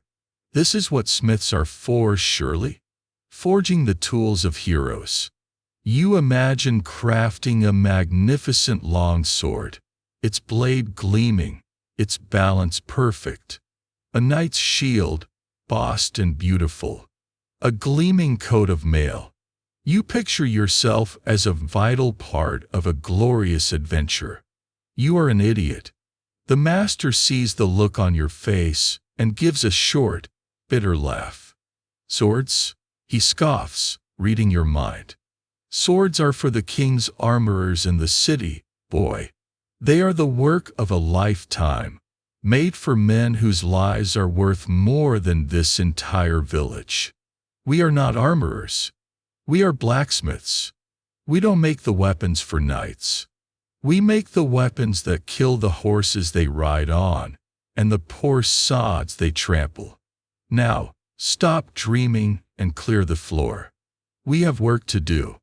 the reality crashes down on you. This isn't about glory. This is about industry. The forge, which has been a workshop, a repair shop, and an artist's studio, is about to become a factory. The quartermaster arrives the next day with a cart full of iron bars, all cut to roughly the same length. He is a man who thinks in numbers and logistics, not beauty or craft. He doesn't care about the quality of the welds, only the quantity of the points. He leaves you with a grim reminder. The first 1,000 are due in 3 weeks. The master, a man transformed by pressure, organizes the forge with brutal efficiency. He creates a production line. The old journeyman, whose hands are too shaky for fine work, is put on the most basic task, using a swage block to roughly shape the sockets for the spear points. The master himself will do the skilled work of welding those sockets and forging the spear blades. And you are assigned the arrowheads. All 3,000 of them. You are not forging beautiful, broad-bladed hunting arrows. The demand is for one thing, and one thing only, the bodkin point. A mainstream historical fact is that the bodkin was a specialized military tool, its name deriving from an old word for a sharp, pointed dagger. It is a long, slender, square-sectioned spike of iron, designed for one purpose: to punch through chain mail and the padded gambesons worn beneath it. It is a simple, viciously effective design, and it is horrifyingly easy to mass-produce. The master shows you the technique, a series of simple, repetitive steps. You take a small iron rod, heat the tip, and use a light hammer to quickly draw it out into the distinctive square point. Then, you use a fuller to create a small shoulder, heat the other end, and hammer it out into a thin, flat tang that can be jammed into the arrow's wooden shaft. No welding, no complex shaping. Just heat, hammer, heat, hammer. A single arrowhead takes only a few minutes to make. Now all you have to do is repeat that process 3,000 times. The mighty clang, clang, clang of the forge is replaced by a new sound, a constant, frantic tink tink tink tink as your small hammer dances on the anvil, shaping another deadly point. The rhythm is hypnotic, then maddening. Your wrist, elbow, and shoulder begin to ache with a new kind of repetitive strain. You don't think. You just do. Heat, point, shoulder, tang. Quench. Toss it into the bucket. Grab the next rod. The bucket fills with frightening speed. By the end of the first day, you have 100 arrowheads, all identical, all ugly, all brutally functional. They look like a harvest of black, metallic thorns. You look at them, and you don't feel pride. You feel a strange sense of detachment, a moral numbness. Each one of these is a tiny messenger of death, conceived in your fire, born on your anvil. A quirky tidbit about medieval warfare is the sheer expendability of arrows. An English longbowman would carry a sheaf of 24 arrows into battle, and he was expected to shoot most of them. They would be lost in the mud, shattered against armor, or stuck in men who were then dragged off the field. Arrows were ammunition, not treasured weapons. For every one that found its mark, dozens were wasted. The 3,000 you are making are not for 3,000 kills. They are for a few minutes of a sustained volley, a brief, deadly storm of iron. You are not arming an army. You are stocking a warehouse. The days become a blur of identical actions. Your mind goes numb. You stop counting. You just work until the bucket is full. Then you empty it into a larger barrel, and you start again. The forge is perpetually hot, the air thick with the smell of hot iron. You eat standing up, a piece of bread in one hand, your hammer never far from the other. You and the master barely speak, communicating in the last barrel of Bakken points is collected. The last spearhead is finished, its socket neatly welded, its blade sharp and deadly. The quartermaster signs his ledger, and the war machine moves on. The lord and his retinue, along with the conscripted village boys, march away. A strange, unnatural quiet descends upon the village, a quiet filled with the anxious prayers of mothers and wives. The forge, after weeks of frantic, relentless production, falls silent. The three of you, the master, the old journeyman, and yourself, stand in the soot-stained darkness, drained of all energy. You have met the deadline. You have survived, but the cost is etched on your bodies and spirits. The old journeyman, who spent the weeks working the bellows and the swage block, is a broken man. The labor has been too much for his frail frame. He develops a racking cough and is soon confined to his cot, unable to work. He passes away quietly a month later, his death barely registering as a ripple in the village's life. He was a tool that had worn out.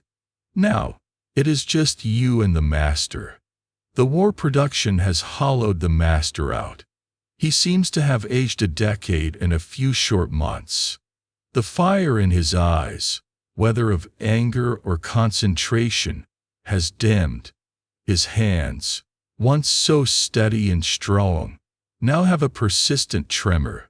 He spends more of his days sitting on a stool by the fire, directing you, his voice a hoarse rasp. More heat on the billet, boy. Your angle is wrong, straighten the tongs. He has become the mind, and you, his body. You are doing all the real work now. The repairs, the shoeing, the endless negotiations over payment in eggs and yarn. He is the master in name, but you are the smith in practice. His own cough, a familiar part of the forge's soundscape for years, has worsened. It is a deep, wet, rattling sound that seems to come from the very bottom of his lungs. Sometimes it doubles him over, leaving him gasping for breath, a string of spittle on his lips. This is the smith's inheritance, a quirky and deadly tidbit of the trade known as siderosis, or smith's lung. Decades of breathing in the fine particles of iron scale, coal dust, and sand from the casting floor have coated his lungs in a layer of permanent, damaging grit. The fire he commanded his whole life has been slowly, invisibly, consuming him from the inside out. One afternoon, you are trying to weld a new link into a heavy chain. The master is giving his usual litany of instructions from his stool. Not hot enough. More flux. Watch your hammer swing. His voice trails off into a fit of coughing. It's a bad one. You turn from the anvil, concerned. He is bent over, his face purple. The coughing stops, and a look of surprise crosses his face. He makes a small, gurgling sound, slumps sideways off the stool, and lies still on the dirty floor. For a moment, you just stand there, hammer in hand, the iron cooling on the anvil. The silence is absolute, broken only by the gentle sigh of the bellows you've just stopped pumping. The master is not moving.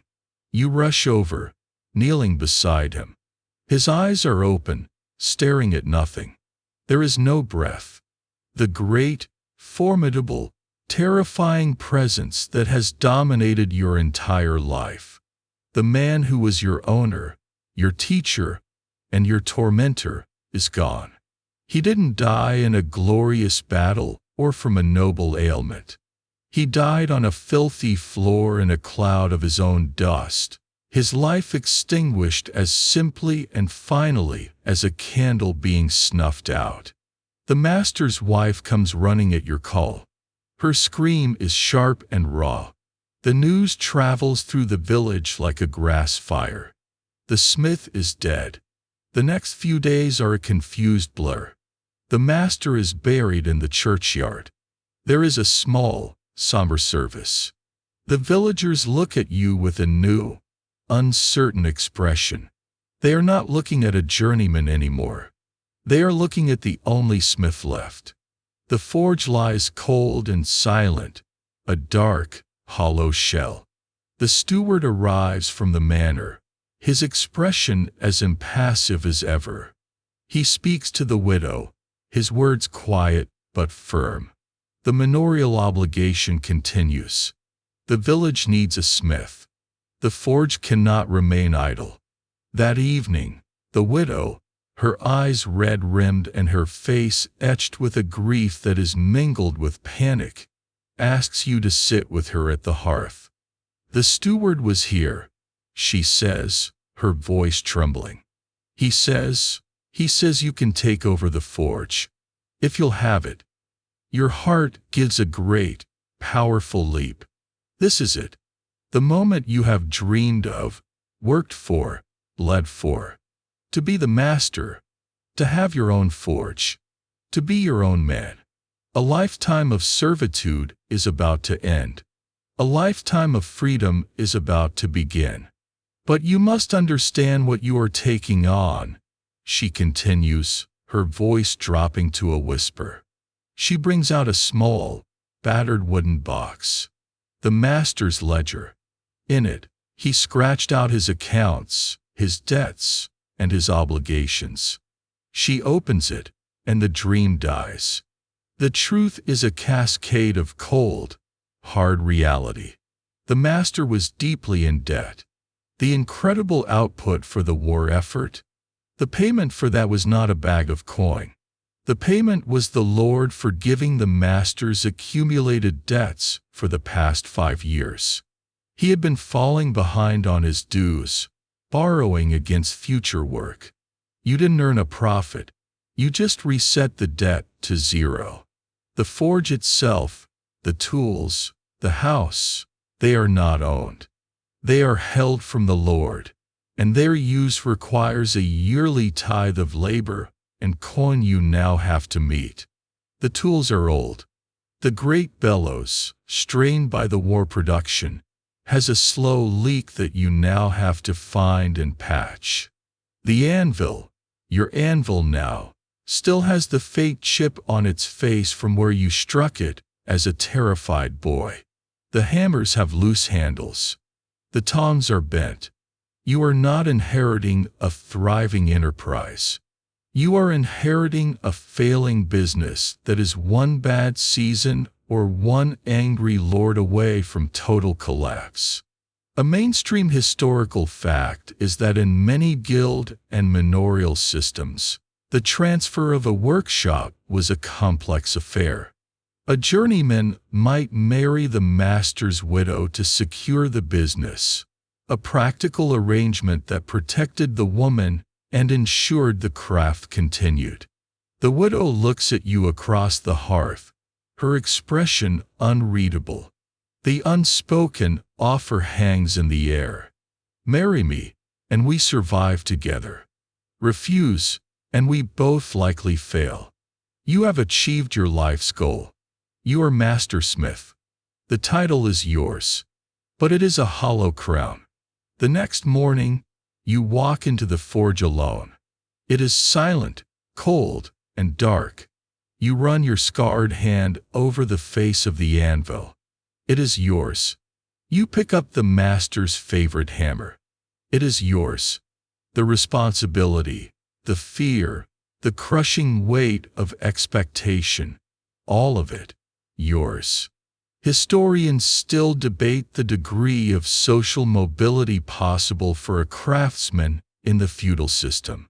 Was becoming a master a genuine step up the social ladder, or simply a deeper enmeshment in the same system of obligation? Standing in your new forge, with the master's debts hanging over your head, and his widow waiting for an answer in the house, you feel no sense of upward movement. The silence of the forge presses in on you, a physical weight. It is the sound of your future, a future you must now build from the ashes and debts of the old master's life.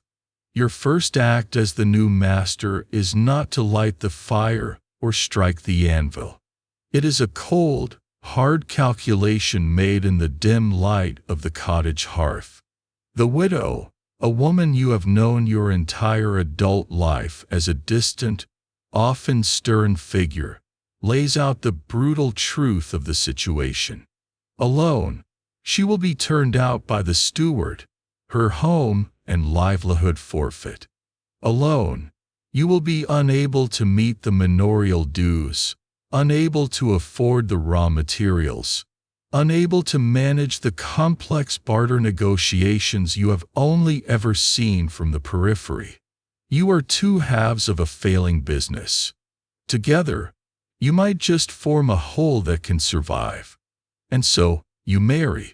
There is no courtship, no romance, no whispered promises under a moonlit sky. The proposal is a quiet, pragmatic discussion over a bowl of thin stew. It is a business merger, plain and simple. You will provide the labor and the skill, the sweat and the muscle to command the forge.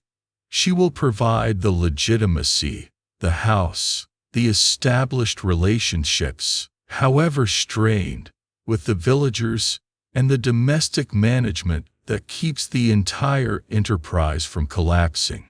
It is a mainstream historical fact that for artisans and farmers, marriage was often less about love and more about creating a viable economic unit. You and she are a testament to that truth. The ceremony is a brief, mumbled affair in the damp, cold church, with only a few villagers as witnesses. You stand beside her, your hands clean for once, feeling awkward and out of place in a borrowed tunic. You exchange vows, your voice rough and unfamiliar in the sacred quiet. You are now man and wife. The priest makes his mark in the parish register. You walk back to the forge. Your honeymoon consists of spending the afternoon patching the leaky bellows with a piece of oiled leather and a pot of foul-smelling pine tar. It is, you reflect wryly, the most romantic thing you have ever done. Your relationship is not one of passion, but of partnership. Her name is Eleanor, a name you realize you've barely used before. She was always just the master's wife. Now, she is your partner in a desperate venture. You quickly learn that she is far more than just a housekeeper. She is the business manager.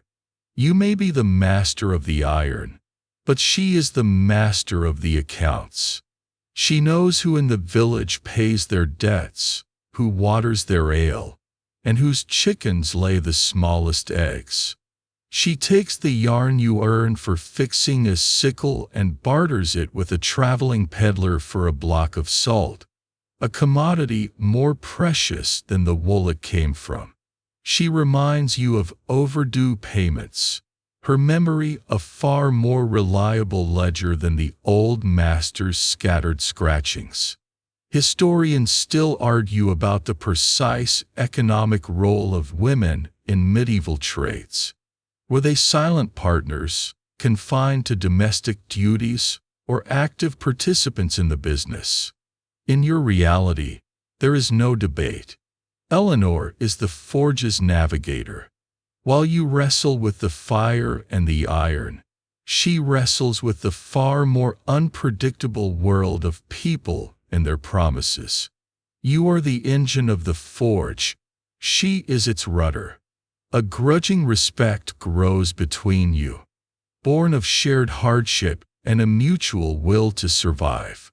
Affection, when it comes, is not a sudden flame but a slow heat, like a billet of iron warming deep in the heart of the coals, a quiet, steady warmth you only notice when you get close.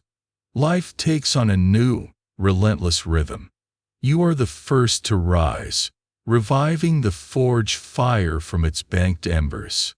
The whoosh of the bellows, the clang of the hammer, these sounds are no longer just your work. They are the sounds of your home. The forge and the house are one indivisible entity. So does a spice that settles on every meal.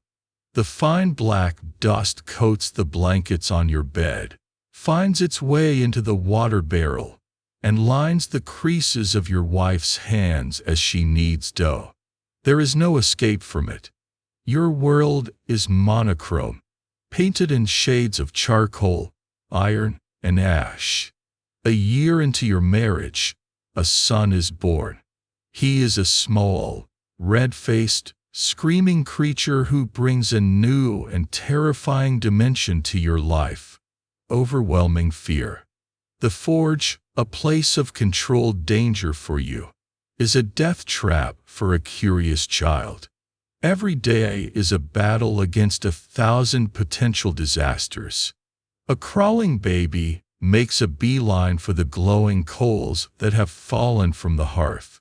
A toddler's grasping hands reach for a piece of freshly forged iron you've laid on the ground to cool, its blackness belying the searing heat within.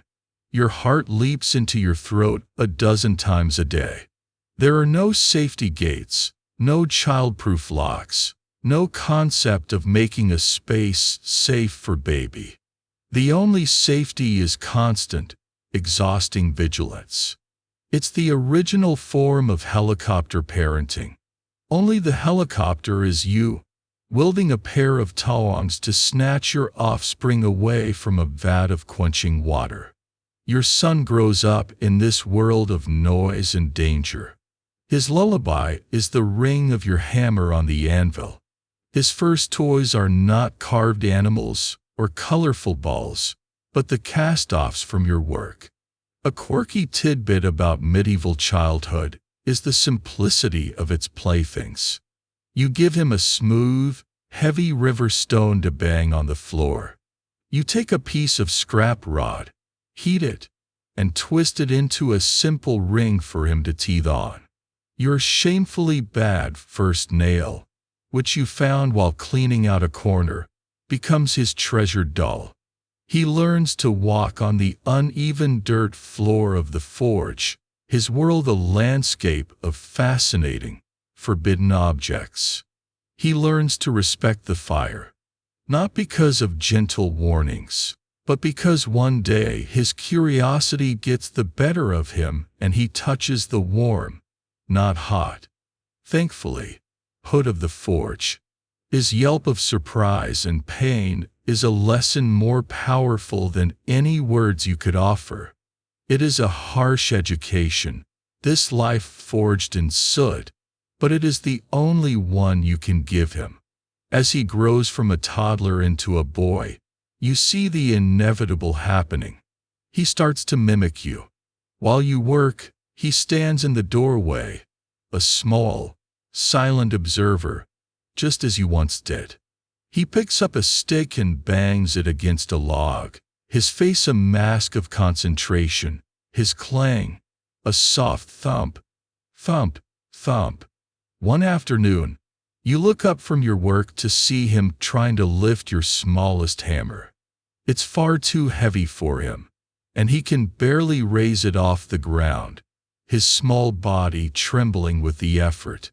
You see your entire life reflected in that moment.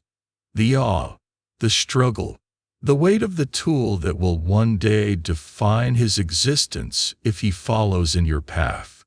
You feel a surge of pride, a father's joy at seeing his son take an interest in his craft.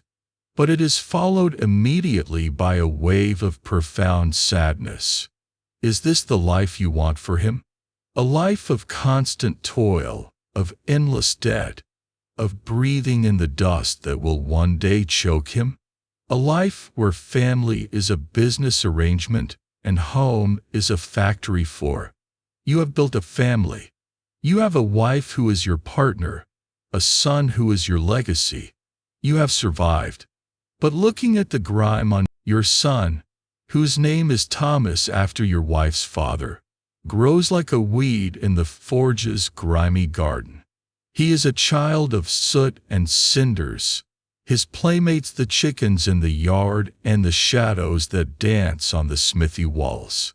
The world outside your small sphere of influence is a distant rumor. The war in France sputters on. The king gets older. A new bishop is appointed. But these events are less real to you than the price of charcoal or the health of the village's single communal ox. Your universe is the heat of the fire, the ring of the anvil, and the ever-present, grinding need to earn enough to feed your family through the next season. When Thomas turns 7, the age you were when you were torn from your own family, a silent, unspoken understanding passes between you and Eleanor. It is time. His real education must begin. There is no parchment this time, no formal indenture. There is only the grim, paternal responsibility of a father initiating his son into the brutal mysteries of their shared craft. You are now the master, and you must create your apprentice. You try to be different from the man who trained you. You try to be patient. You try to use words instead of blows. But the forge is an impatient teacher, and its lessons are harsh. The first chore you give Thomas is not to pump the bellows or sift the coal, but a simple, seemingly safe task, to keep the quenching tub full. It's the same chore you once did, trudging back and forth from the village well with heavy wooden buckets. You watch him on his first trip. He is small, and the buckets are almost as big as he is. He struggles with the well crank, his entire body straining. He manages to fill one bucket halfway, and then he attempts the slow, painful journey back to the forge. He stumbles, and the cold water sloshes over his legs, soaking his thin tunic. He begins to cry, not from pain, but from frustration and the cold. Your first instinct is to rush over, to help him, to tell him it's all right. But then you see the ghost of your old master standing beside you, his arms crossed, a contemptuous sneer on his face. He's weak, the ghost seems to say. Asterisk, you are stronger. The world will break him. Asterisk, and a cold, hard pragmatism settles in your gut. If he cannot do this, he cannot do any of it. The world will break him. Your job is not to protect him from the hardship, but to harden him so he can withstand it. Crying won't fill the tub, you say, your voice coming out rougher and colder than you intended. The bucket is still half empty. Go back and finish the job. Thomas looks at you, his face streaked with tears and dirt, his eyes wide with betrayal. He had expected comfort. He received a command. He bites his lip, sniffs back his tears, and turns to trudge back to the well. In that moment, you feel a sharp, terrible pang of self-loathing. You have just become your master. The cycle has officially begun. His childhood of play is over. His days are now filled with the same relentless, back-breaking chores that defined your own youth. He sifts the charcoal, his face quickly acquiring the permanent mask of soot that is the family crest. He sweeps the floor, he feeds the pig, he helps his mother turn the heavy grindstone. He is sullen and quiet, his earlier boisterous energy replaced by a weary obedience. The easy affection that was between you, The moments of shared laughter are now buried under a new dynamic, that of master and apprentice. You are no longer just father. You are the man with the endless list of tasks, the source of all labor. A mainstream historical fact of apprenticeship is that the master held almost total legal authority over his charge. He could administer physical punishment and was responsible for the apprentice's moral and spiritual upbringing. For you, this legal authority is hopelessly tangled with paternal love, and the combination is toxic. When Thomas makes a mistake, forgets to bank the fire properly, spills a precious bag of flux, you don't just see a clumsy boy. You see a threat to your family's survival. A wasted resource is food taken directly from the table. Your anger, when it comes, is amplified by fear. You hear yourself shouting the same curses the old master shouted at you. You grab his arm, your grip too tight, and you see him flinch from you, just as you once flinched. You are perpetuating the very thing you hated. Historians still debate the emotional reality of these father-son apprenticeships. Did the bond of family soften the harshness of the training? Or did the pressures of the trade poison the paternal relationship?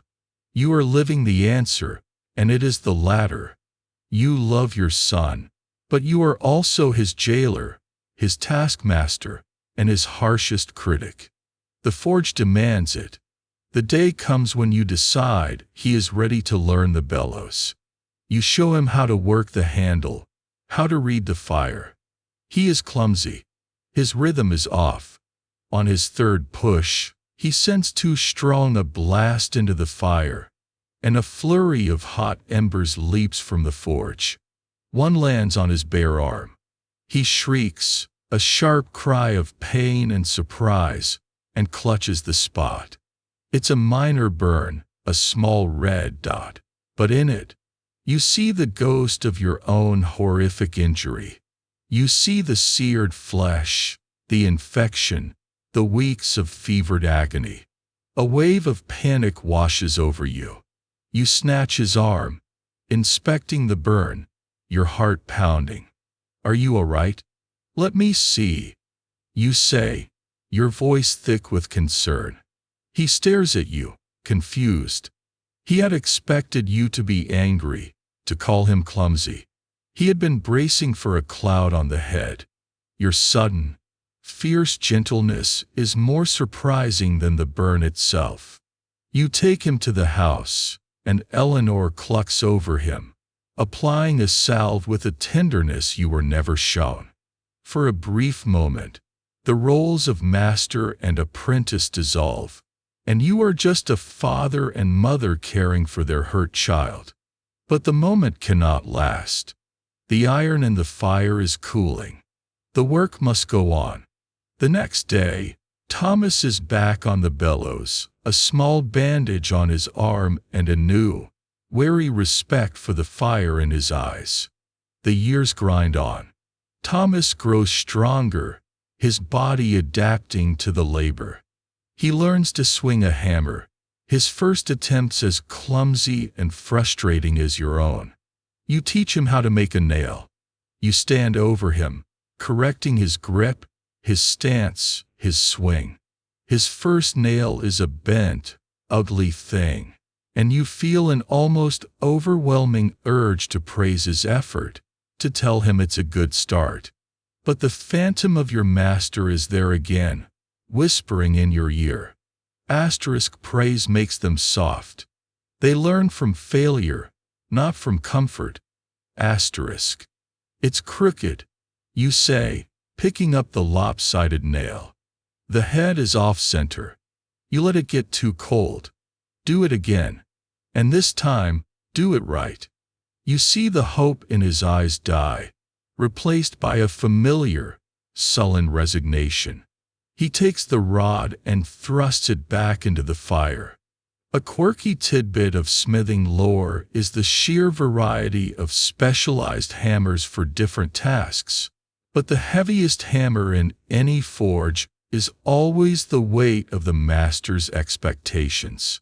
You are wielding it now, and it is crushing your son's spirit, blow by blow. You are caught in a vicious, inescapable trap. To ensure your son's survival in this brutal world, Thomas is a young man now, his shoulders nearly as broad as your own, the muscles of his back and arms hardened by years of labor. He is no longer your apprentice in anything but name. He is a capable smith, his hands steady, his eye for the fire's color as keen as yours. The dynamic between you has settled into a state of grudging professional respect, the quiet, efficient rhythm of two men who know their work and each other's movements without the need for words. The old master-apprentice tension has faded, replaced by the shared burden of keeping the forge alive. The old resentments are still there, buried like slag in a bad weld, but you work around them. You are a team, and you are about to face the greatest test of your collective lives. The news comes from the parish priest, a man whose pronouncements usually involve damnation or a request to fix the church's leaking roof. This time, it is something far grander.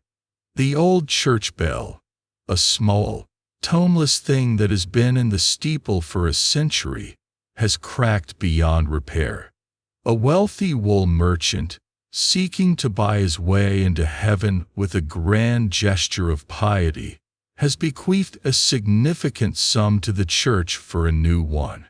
A great bell, one that can be heard in the next village, a testament to God's glory and, more importantly, the merchant's wealth. The priest, accompanied by the reeve and two sober-faced churchwardens, comes to your forge. Master Smith, the priest begins, his tone unusually solemn. We have been charged with commissioning a new bell for our church. A great bell. You feel a familiar knot of dread tighten in your stomach. This is beyond anything you have ever attempted. Forging hinges and plowshares is one thing. Casting a bell weighing several hundred pounds is another entirely. It is a monumental undertaking, a project that combines the arts of the smith, the founder, and the musician. Father, casting a bell of that size. You begin, ready to explain that you are a blacksmith, not a bell founder. We know it is a great task, the reeve interrupts, his voice firm. But the merchant's bequest is generous, and the bishop himself has taken an interest. He suggests it would be a fine thing for the bell to be cast here, in our own parish, by our own smith. A sign of our community's skill and devotion. It is not a request. It is a command cloaked in the language of honor.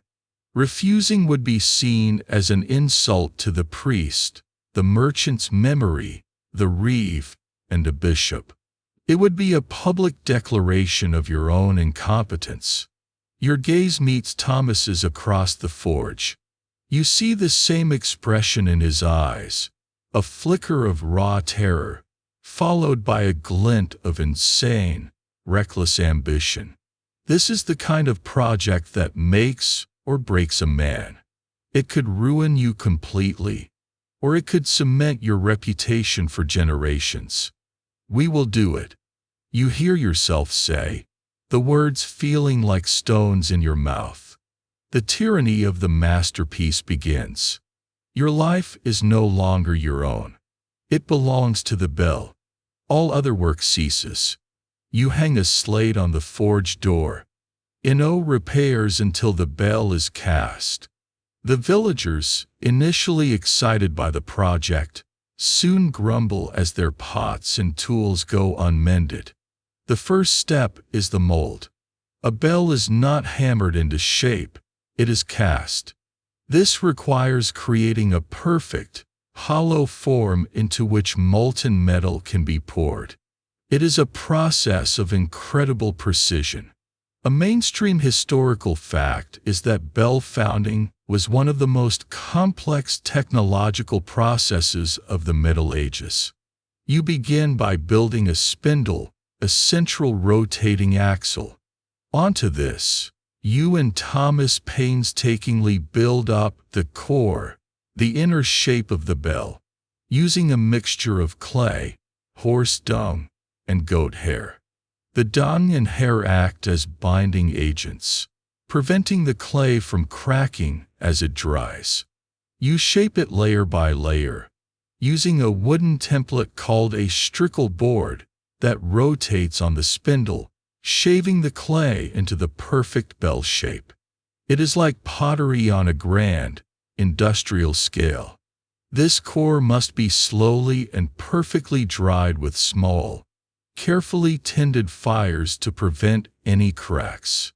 Next, you coat the dried core with a layer of wax and tallow, sculpting it to the exact thickness of the final bell. On this wax surface, you painstakingly carve the inscription the priest has requested. Asterisk vox in deserto asterisk, a voice in the wilderness, and the mark of the wolf for the Lord's patronage. Then, you build the outer mold, the cope, over the wax, using the same foul-smelling mixture of clay and dung. This outer layer is reinforced with iron bands that you and Thomas forge, heating and bending them to the shape of the bell. You are building a giant clay womb. A small, quirky tidbit. Bell founders were notoriously secretive about their craft, and many had their own secret ingredients for their mold mixtures. Some recipes called for adding ale or even urine to the clay, believing it improved the texture and firing properties. You stick to the traditional dung and hair, your workshop already smelling bad enough without adding stale beer to the mix. The whole process takes weeks of slow, nerve-wracking work. The forge is abandoned. Your new workshop is a deep pit you've dug in the yard, where the mold is being constructed. Your days are spent not with a hammer, but with clay-smeared hands, your back aching from bending over the great, silent form. Your finances are stretched to the breaking point. The merchant's money covers the cost of the metal, but not the weeks of lost income from your regular work, nor the small mountain of charcoal you will need for the final melt. Eleanor grows anxious, her careful bartering unable to compensate for the complete halt in your business. Finally, the mold is ready. You build a great brick furnace around it, leaving channels for the heat to circulate. For 3 days and 3 nights, you keep the fires burning, a slow, steady heat that will bake the clay hard and, crucially, melt the wax layer, which runs out through small pipes, leaving a perfect, hollow space between the core and the cope. The bell now exists only as a void, an absence waiting to be filled. Then comes the day of the casting. The entire village turns out to watch. The priest is there, chanting prayers. The reeve stands by, his arms crossed, his face grim. You have constructed a separate, smaller furnace, a reverberatory furnace, in which you will melt the metal. The bronze, a mixture of copper and expensive tin, is loaded in. You and Thomas begin feeding the furnace with charcoal, working the bellows until the fire roars with an intensity that makes your normal forge fire look like a candle. Historians still debate the exact metallurgical science known to medieval founders. Did they have precise recipes for their bronze alloys, or was it largely trial and error, passed down through generations? You are working from a recipe the old master had written down, a ratio of copper to tin passed down to him. You pray he knew what he was doing. The pitch of a bell is determined by its shape, size, and the composition of the metal. A slight miscalculation, and the bell will sound dead, a toneless clunk, a failure for all to hear. Hours pass. The heat is unbearable. Finally, you peer through. The glorious, soul-shaking bawn of the great bell becomes the new heartbeat of the village. It marks the hours for prayer, rings for weddings, and tolls for funerals. Every time you hear it, a faint flicker of pride warms your chest. You are the man who gave the village its voice. This newfound prestige is pleasant, but it does not mend a broken plowshare or put food on the table. The weeks you lost to the bell haunt you. You and Thomas work from dawn until well past dusk, trying to catch up on the mountain of neglected repairs, your body screaming in protest at the renewed, frantic pace. You are no longer a young man. The years of fire and iron, of heavy lifting and awkward, stooping postures, have been writing their own ledger on your body, and the bill is coming due. The first sign is your back. It begins as a dull ache in your lower spine at the end of the day, a familiar complaint you can soothe with a horn of ale and a moment's rest. But slowly, insidiously, the ache becomes a constant companion. It is there when you wake up, a stiff, grinding pain that makes rolling off your palate a careful, multi-stage process. It screams in protest when you bend to lift a heavy iron bar. You find yourself unconsciously placing a hand on your lower back as you stand, trying to press the pain away. Your body, which has been your greatest tool, is beginning to betray you. The betrayals are small at first, easy to ignore. Your right knee, the one you always put your weight on when swinging the sledge, sometimes clicks and sends a sharp, stabbing pain up your leg if you pivot too quickly. You learn to move differently, to avoid certain motions, to compensate. But the compensation puts new strains on other parts of your body. Your left hip starts to ache in sympathy. You are becoming a patchwork of small, chronic pains, a walking map of your own labor. Then, there is your hearing. For your entire life, the forge has been a world of concussive sound. The roar of the bellows, the hiss of the quench, and above all, the deafening, percussive clang of the hammer on the anvil. As a boy, you remember the ringing in your ears after a long day's work. Over time, that ringing just stayed. It became the new silence. You didn't notice the change happening. It was so gradual. But now, you find yourself struggling. Eleanor's voice, from across the cottage, sounds muffled, the words indistinct. You have to ask her to repeat herself, which irritates her. "Are you deaf?" she snaps one day, and you realize with a jolt that the answer is yes. You are. You start to miss auditory cues in the forge that you once took for granted. The subtle change in the pitch of the hammer's ring that told you a weld was setting properly. The faint sizzle of an overheating piece of steel. You have to rely more on your eyes, on the color of the metal, but your eyes are not what they once were either. Years of staring into the forge's incandescent heart have taken their toll. A quirky tidbit of occupational health is a condition called glassblower's cataract, a clouding of the eye's lens caused by long-term exposure to intense infrared radiation from molten glass. Smiths, staring into their own miniature suns day after day, suffered from the same affliction. The world is becoming a softer, blurrier, quieter place. The most persistent and worrying symptom, however, is your breath. The old master's racking cough, the one that finally took him, is now your own. It starts as a dry hack in the morning, a need to clear the perpetual dust from your throat. But it deepens, settling into your chest. It becomes a wet, rattling cough that brings up thick, grayish phlegm. Sometimes, after a particularly violent fit of coughing, you taste blood in the back of your throat. This is the Smith's loam, the siderosis, the slow scarring of your insides by a lifetime of inhaled metal and cold dust. A mainstream historical fact is that such occupational lung diseases were rampant among craftsmen working in dusty environments, from stonemasons to miners, and were a primary cause of premature death. There is no cure.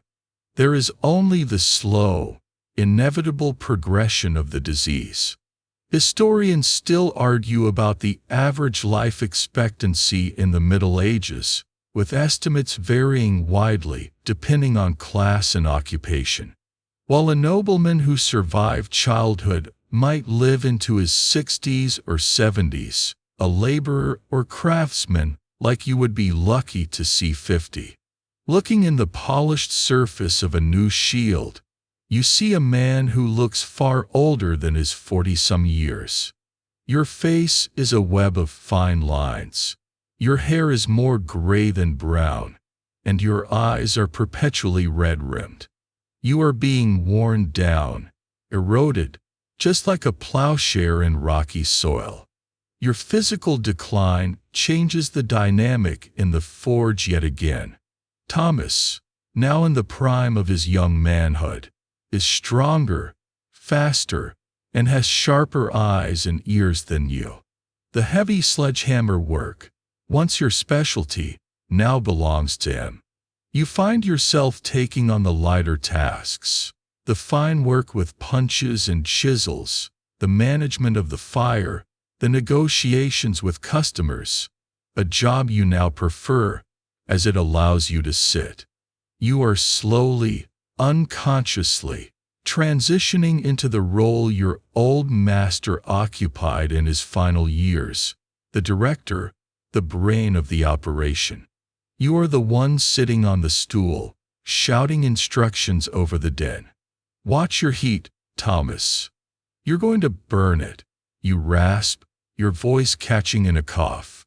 He glances over at you, a flicker of annoyance in his eyes, the same annoyance you once felt. He doesn't say anything. He just turns back to his work. But you both know the truth.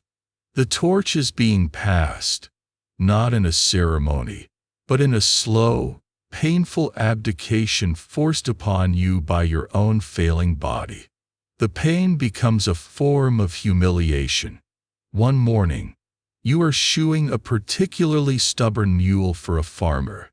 As you bend to lift the mule's hoof, a searing pain, like a hot poker, shoots from your lower back down your leg. Your leg buckles. You cry out, a sharp, involuntary sound, and drop the hoof, stumbling sideways against the wall. The farmer looks at you with a mixture of pity and impatience. Thomas has to step in and finish the job, manhandling the mule with an easy strength that you no longer possess. You limp back into the forge and sink onto your stool, your face burning with shame. You are becoming a liability. That evening, Eleanor rubs a foul-smelling herbal grease into your back. It does little for the pain. You work too hard, she says, her voice softer than usual. The work must be done, you reply, the words a familiar, hollow refrain. Your body, the instrument of your will, the source of your livelihood, is turning against you. It is a slow, creeping betrayal from within. Every morning is a battle against stiffness and pain. Every day of work is an act of defiance against the inevitable decay. You look at your scarred, gnarled hands, the knuckles swollen, the fingers slightly twisted. They are the hands of a smith, but they are also the hands of an old man, trapped in a body that has been used up by a lifetime of relentless, unforgiving labor. The final embers of your own strength are beginning to fade, and you know the chronic ache in your back and the rattle in your chest become the new normal. You learn to live with the pain, to work around it. Your world has shrunk to the forge, the cottage, and the small dramas of village life. But the outside world, the one you've tried so hard to ignore, has a way of kicking down the door. The great forces of history, famine, plague, and the whims of distant kings, do not care about your failing body or your son's growing competence. They arrive without warning and threaten to sweep away everything you have so painfully built. The first disaster begins with the rain, or rather, the lack of it. A long, dry spring turns into a parched, sun-beaten summer. The village wall runs low. The fields, normally a vibrant green, are a sickly yellow-brown. The stalks of wheat are stunted, their heads holding only a few meager grains. The harvest, when it comes, is a catastrophe. Farmers who normally bring you sacks of barley to pay for repairs now come with only a handful of oats and an apologetic shrug. Your customers are starving, and a starving man has no use for a new hinge when he has no food to put behind a pantry door. Famine settles over the land like a shroud. A mainstream historical fact is that medieval Europe was incredibly vulnerable to famine. With limited food storage and transportation, a single failed harvest could devastate a region. The Great Famine of 1315 to 1317, for instance, killed millions and destabilized kingdoms. The famine you are experiencing is smaller, more localized, but for you in your village, it is the end of the world. Your business evaporates overnight. No one is commissioning new work. The only jobs you get are desperate ones. A man brings you the last of his iron cooking pots. "I need a blade," he says, his eyes hollow. "Something to hunt with in the Lord's woods." You know that poaching in the Lord's forest is a crime punishable by mutilation or death. But you look at his thin, desperate face, and you see your own family's hunger reflected there. You take the pot, cut it up, and forge the metal into a crude, ugly spearhead. He pays you with a small, withered turnip. You have become an accessory to a capital crime for a root vegetable. The barter economy, always a struggle, completely collapses. Food is the only currency that matters, and you have no way to earn it. The small stockpile of grain Eleanor had so carefully managed dwindles with frightening speed. Your meals become thinner, smaller. The stew is now little more than brownish water with a few beans floating in it. You and Eleanor give most of the food to Thomas, who is still doing the hard labor, and to your young grandson, Thomas's boy, who is too young to understand why he is always hungry. You grow weaker, the gnawing emptiness in your stomach a constant companion to the chronic pains in your body. The village begins to eat its seed grain, a desperate act that mortgages the future for a few more days of survival. People start to die, mostly the very old and the very young. The beautiful bell you cast now tolls with a grim regularity. Asterisk bong, bong, bong. Asterisk a sound of pride has become a sound of mourning. Just as it seems things cannot get any worse, a new horror arrives. It comes with a traveling merchant, a man who collapses in the village square, his skin covered in grotesque black swellings, his breath coming in ragged gasps. He dies within hours. A week later, the first villager falls ill with the same symptoms. The plague has come. The Black Death of the mid-14th century was the most devastating pandemic in human history, but smaller, more localized outbreaks of plague and other diseases were a recurrent nightmare. Whether this is that great pestilence or one of its lesser cousins, the effect is the same: terror. The village is paralyzed. People lock themselves in their homes. The healthy shun the sick.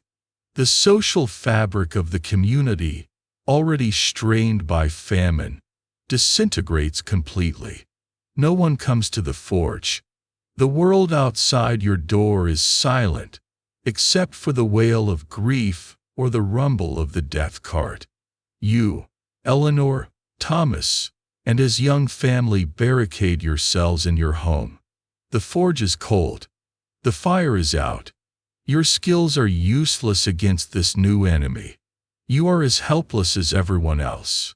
A quirky and tragic tidbit from plague times is the proliferation of useless cures and preventative measures. People held sweet-smelling herbs to their noses, believing the disease was carried on foul air or miasma. They burned aromatic woods in their homes.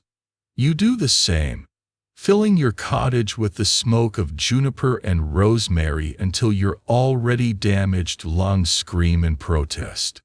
Eleanor falls ill first. The fever, the chills, the telltale swelling in her groin. You watch, helpless, as the woman who has been your partner for decades, the pragmatic, steady rudder of your life, is consumed by the disease. You try to spoon water between her cracked lips. You sit by her side, holding her hand, a hand you have held 1,000 times, but never with such desperate tenderness. She dies in your arms, her last breath a soft, rattling sigh. The pain of her loss is a physical blow, worse than any burn or broken bone you have ever suffered. It is a hollowing out of your very soul. You have lost your partner, your business manager, your wife. You are utterly alone. Thomas, his face a mask of grief and terror, helps you carry her body outside, wrapped in a sheet. You leave her for the death cart. There is no proper funeral. The bell does not toll for her. The priest is dead. Half the village is dead. Historians still argue about the long-term social and economic consequences of the plague. Did it lead to the breakdown of feudalism by creating labor shortages and empowering the surviving peasantry? Or did it simply cause a century of instability and chaos? For you, the debate is meaningless. The plague has shattered your world. It took your wife, your neighbors, your customers. It has taken everything but your life, and you begin to wonder why it spared you. The plague eventually burns itself out, leaving behind a ghost town. The fields lie fallow. The cottages are empty. You and Thomas are among the few survivors. You stand in the doorway of your silent forge, looking out at a world scrubbed clean by death. The famine is broken, ironically, because there are now too few mouths to feed. The land is lush and green again, but it is an empty paradise. Your skills are needed more than ever, with so few craftsmen left alive. But the will to work, the fire in your own heart, has been quenched. You have survived the crucible of famine and plague, but you are not the same man. You are a wraith, a survivor haunted by the ghosts of a world that no longer exists. The world after the plague is a strange, hollowed-out place. The village slowly, tentatively, begins to breathe again. Survivors from nearby hamlets, their own communities wiped out, drift in, drawn by the fertile, now empty fields and the promise of a new start. The lord of the manor, having lost half his workforce, offers generous terms to new tenants. There is land for the taking, a rare and precious opportunity. There is a desperate need for your skills. The world needs to be rebuilt, and you are one of the few architects of that rebuilding left standing. But the man who survived is not the man who entered the crucible. The loss of Eleanor has left a void in you that can never be filled. The quiet competence with which she managed your life is gone, and you feel its absence in 1,000 small ways every day. You forget to collect a debt. You make a bad bargain, trading a well-mended axe for a scrawny chicken.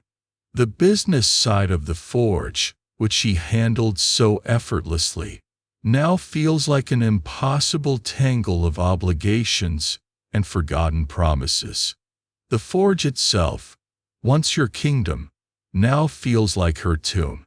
Her presence lingers in the cottage, in the arrangement of the pots by the hearth, in the worn spot on the bench where she used to sit. The grief is a constant, low-grade fever that saps your strength and your will. Your body, already in decline, has been ravaged by the famine and the stress of the plague. The pains in your joints are sharper, your cough more persistent. The most noticeable change, however, is in your hands. Your once steady hands, the hands that could shape a delicate leaf on a hinge or deliver a powerful, precise blow with a sledgehammer, have begun to fail you.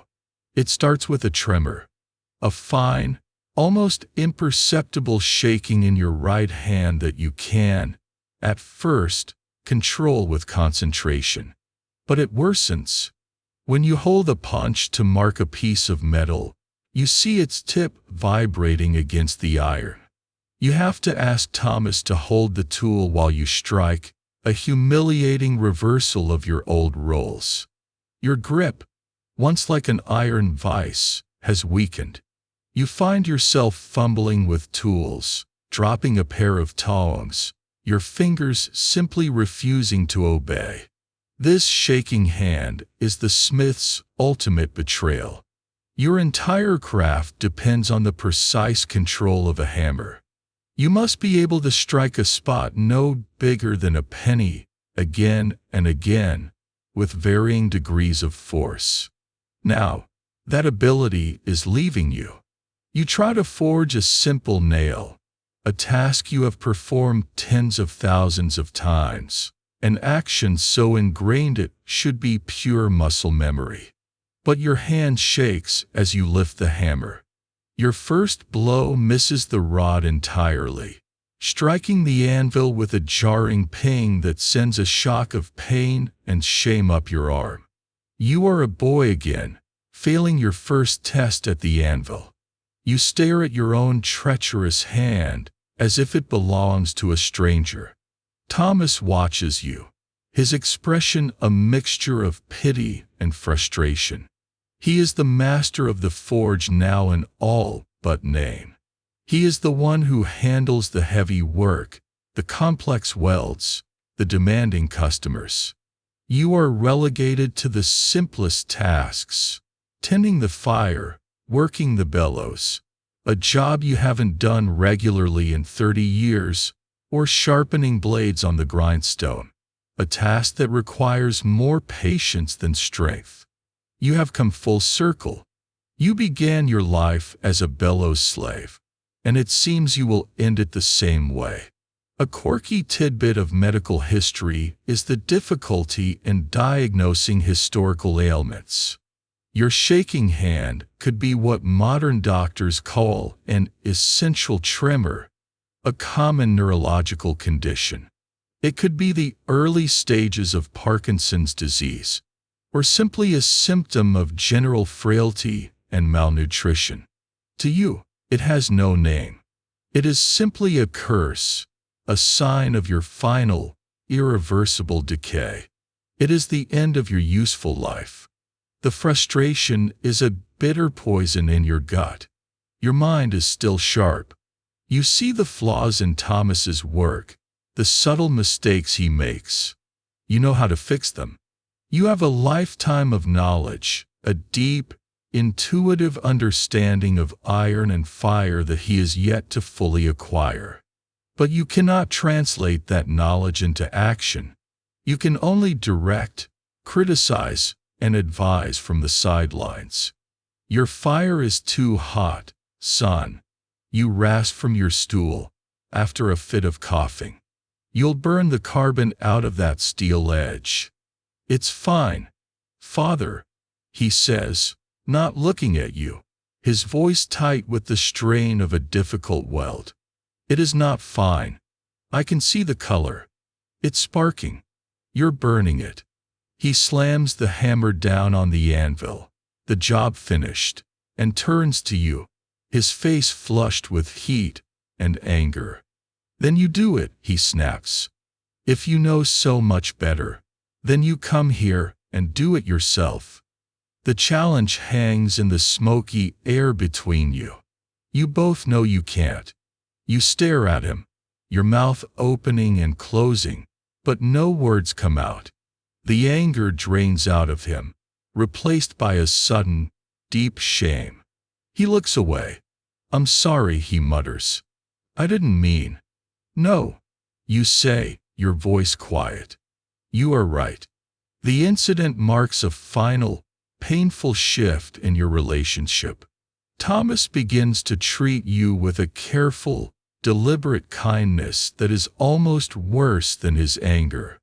He defers to your knowledge, asking for your advice on difficult jobs. Father, how would you approach this weld? What heat would you use for this temper? He is giving you back your dignity, allowing you to be the master in mind, if not in body. He is honoring the knowledge you beat into him, and in doing so, he is offering a quiet, unspoken forgiveness for the harshness of your training. Historians still argue about the nature of old age in the medieval period. Was it a time of respected elders, valued for their wisdom, or were the old simply a burden on their families and communities, discarded when their economic utility was gone? You are living both realities. To the world, you are a semi-retired craftsman, respected for the bell and for your long service. Within the forge, you are a fragile, dependent old man, reliant on your son's strength and, now, his pity. You spend more and more of your days with your grandson, a boy also named Thomas, now old enough to be a nuisance in the forge. You sit with him by the cottage door, out of the way, and tell him stories. You don't tell him stories of knights and dragons. You tell him the stories of the iron. You show him a well-made hinge, and tell him about the day you made its magnificent cousins for the Lord's gate. You pick up a rusty, bent nail, and tell him how you once couldn't even make one of these. You find a shard of gleaming bronze, a leftover from the great bell casting, and you tell him about the day the village found its voice.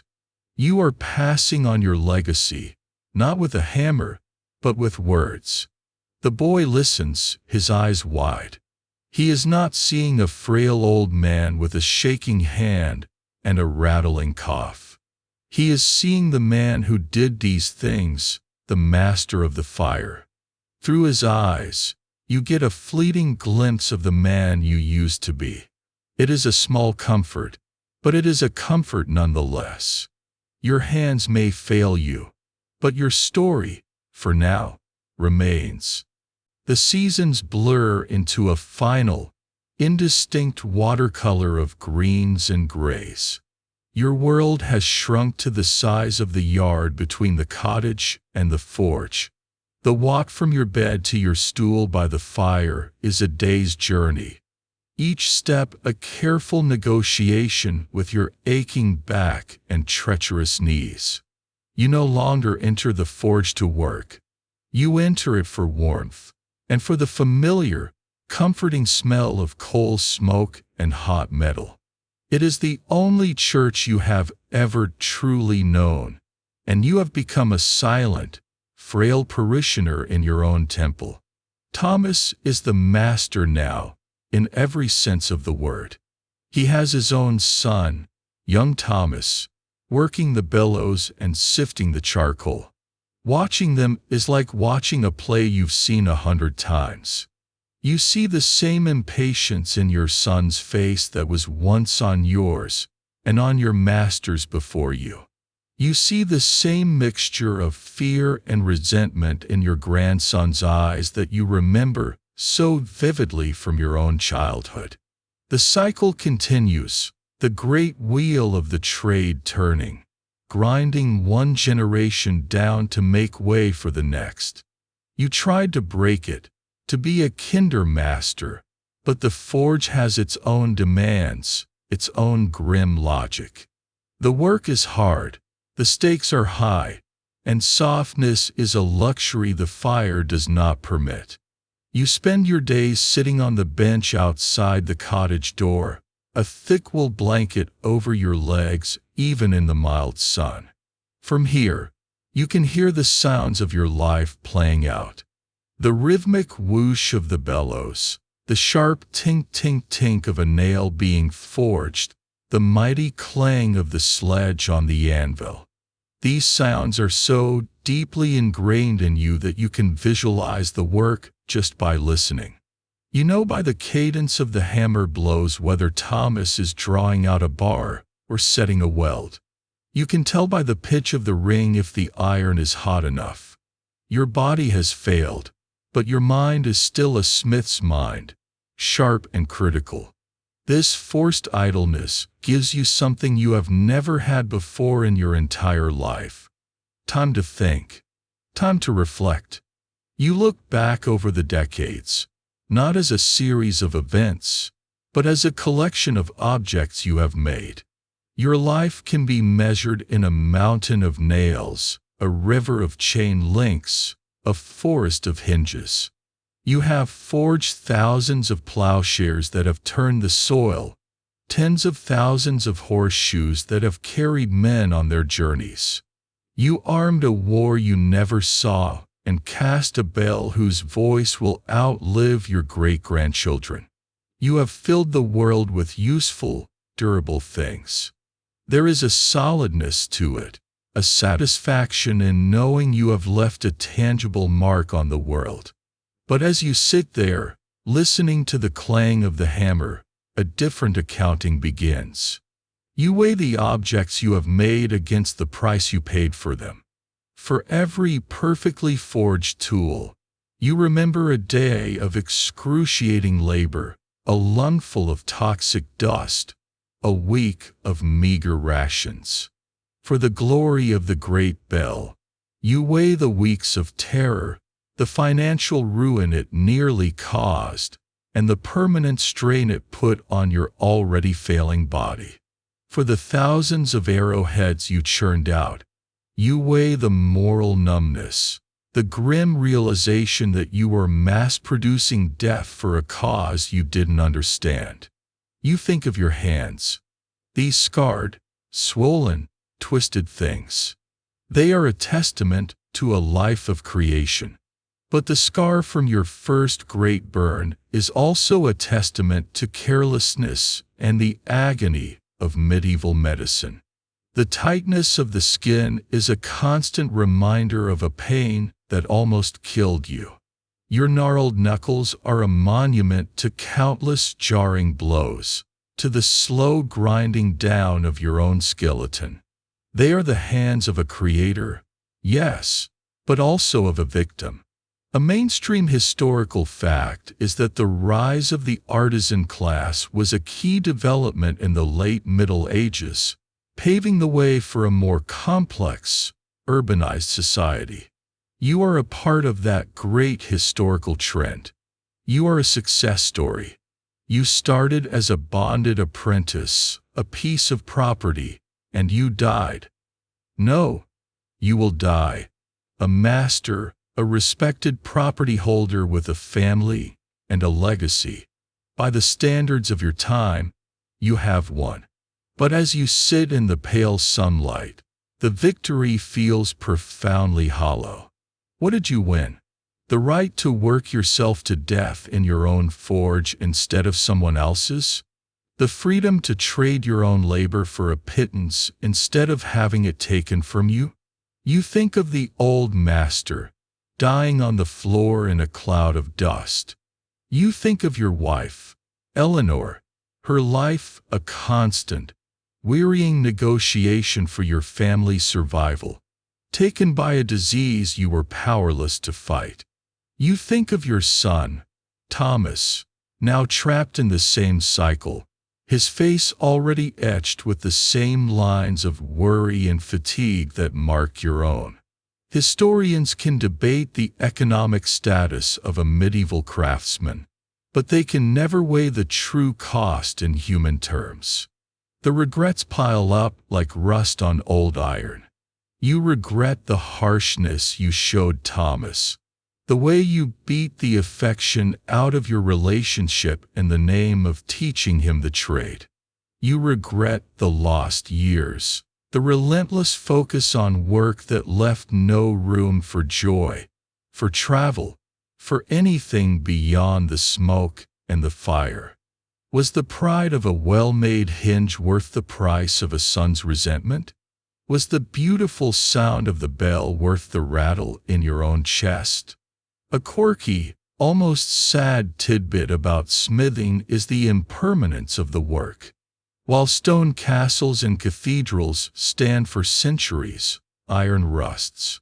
It is consumed by the very air it exists in. The nails you made are rusting in the beams of houses that will one day fall down. The plowshares are being worn away in the soil, season by season. The swords and arrowheads are lost in the mud of forgotten battlefields. Iron's purpose is to be used, and in being used, it is used up. Just like you. You have been used up by your craft. You look at your hands again.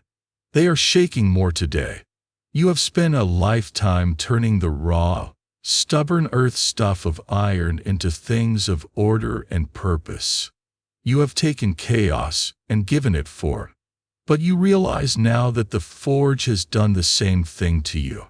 It took a boy and hammered him into a tool, heated him in the fires of endless labor, and quenched him in the cold waters of hardship and grief.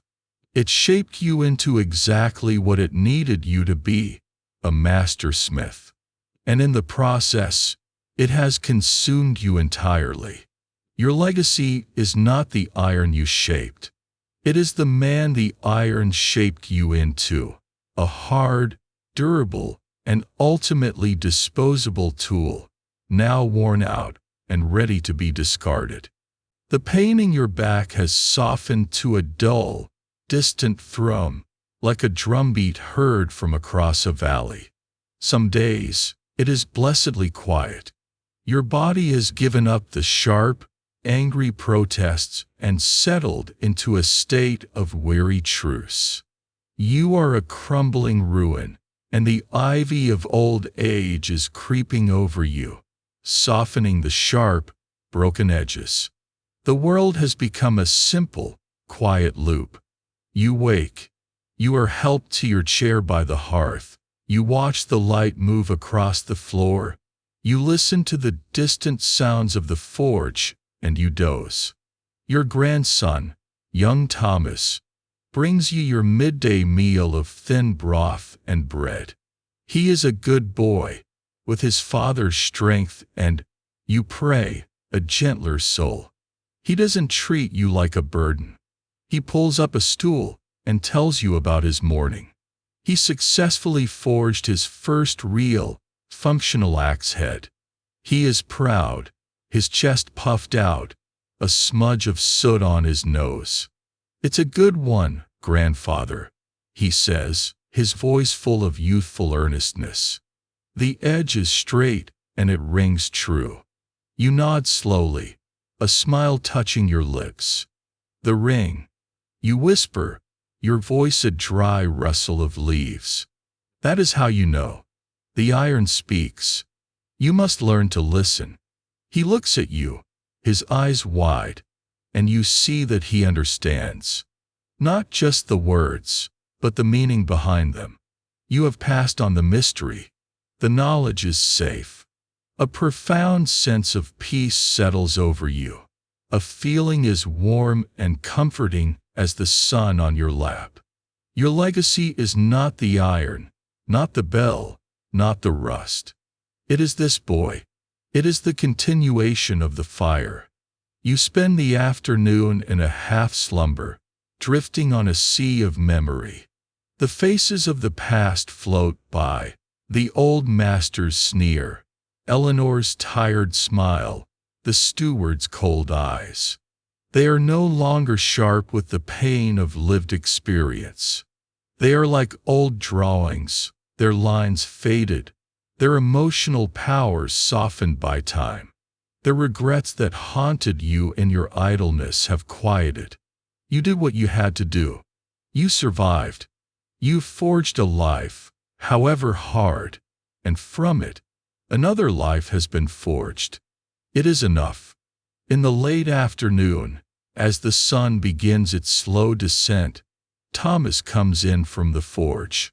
He is a man in his prime, strong and capable, his face set in the permanently serious expression of a man who carries the world on his shoulders. He is you, 30 years ago.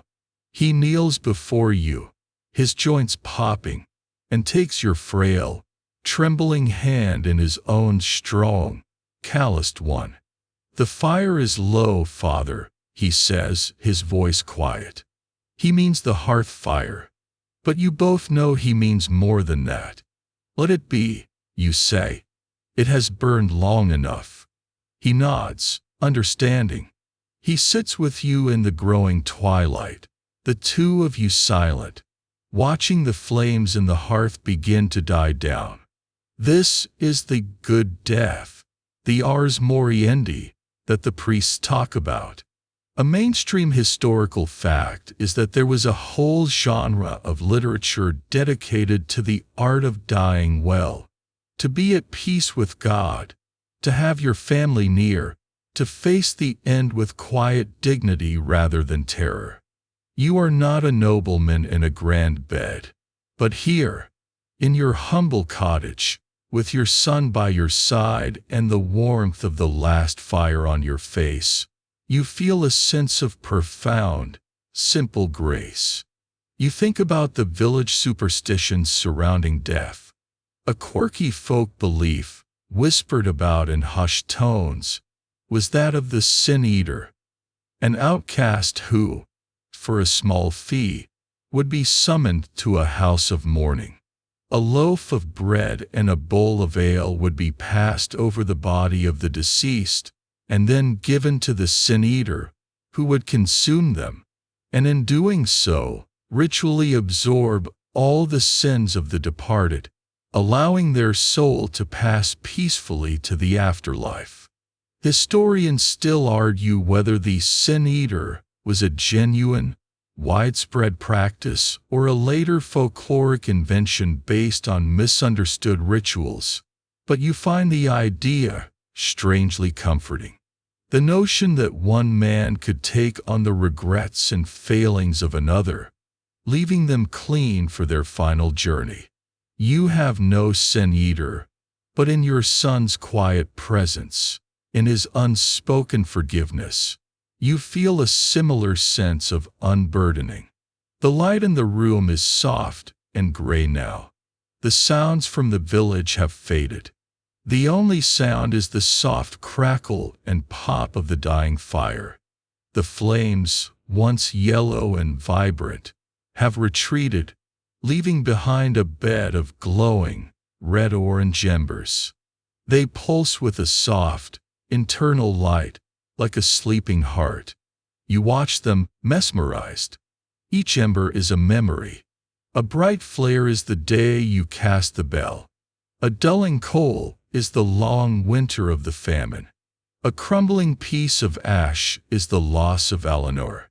They are all there, the joys and the sorrows, the triumphs and the failures, all burning down together into a final, unified warmth. The glow begins to fade. The edges of the embers darken, turning from red to a deep, velvety black. The heat on your face lessens. The room grows cooler. Your breathing, which has been a shallow, rattling effort, becomes easier, slower. You feel a great weight lifting from your chest.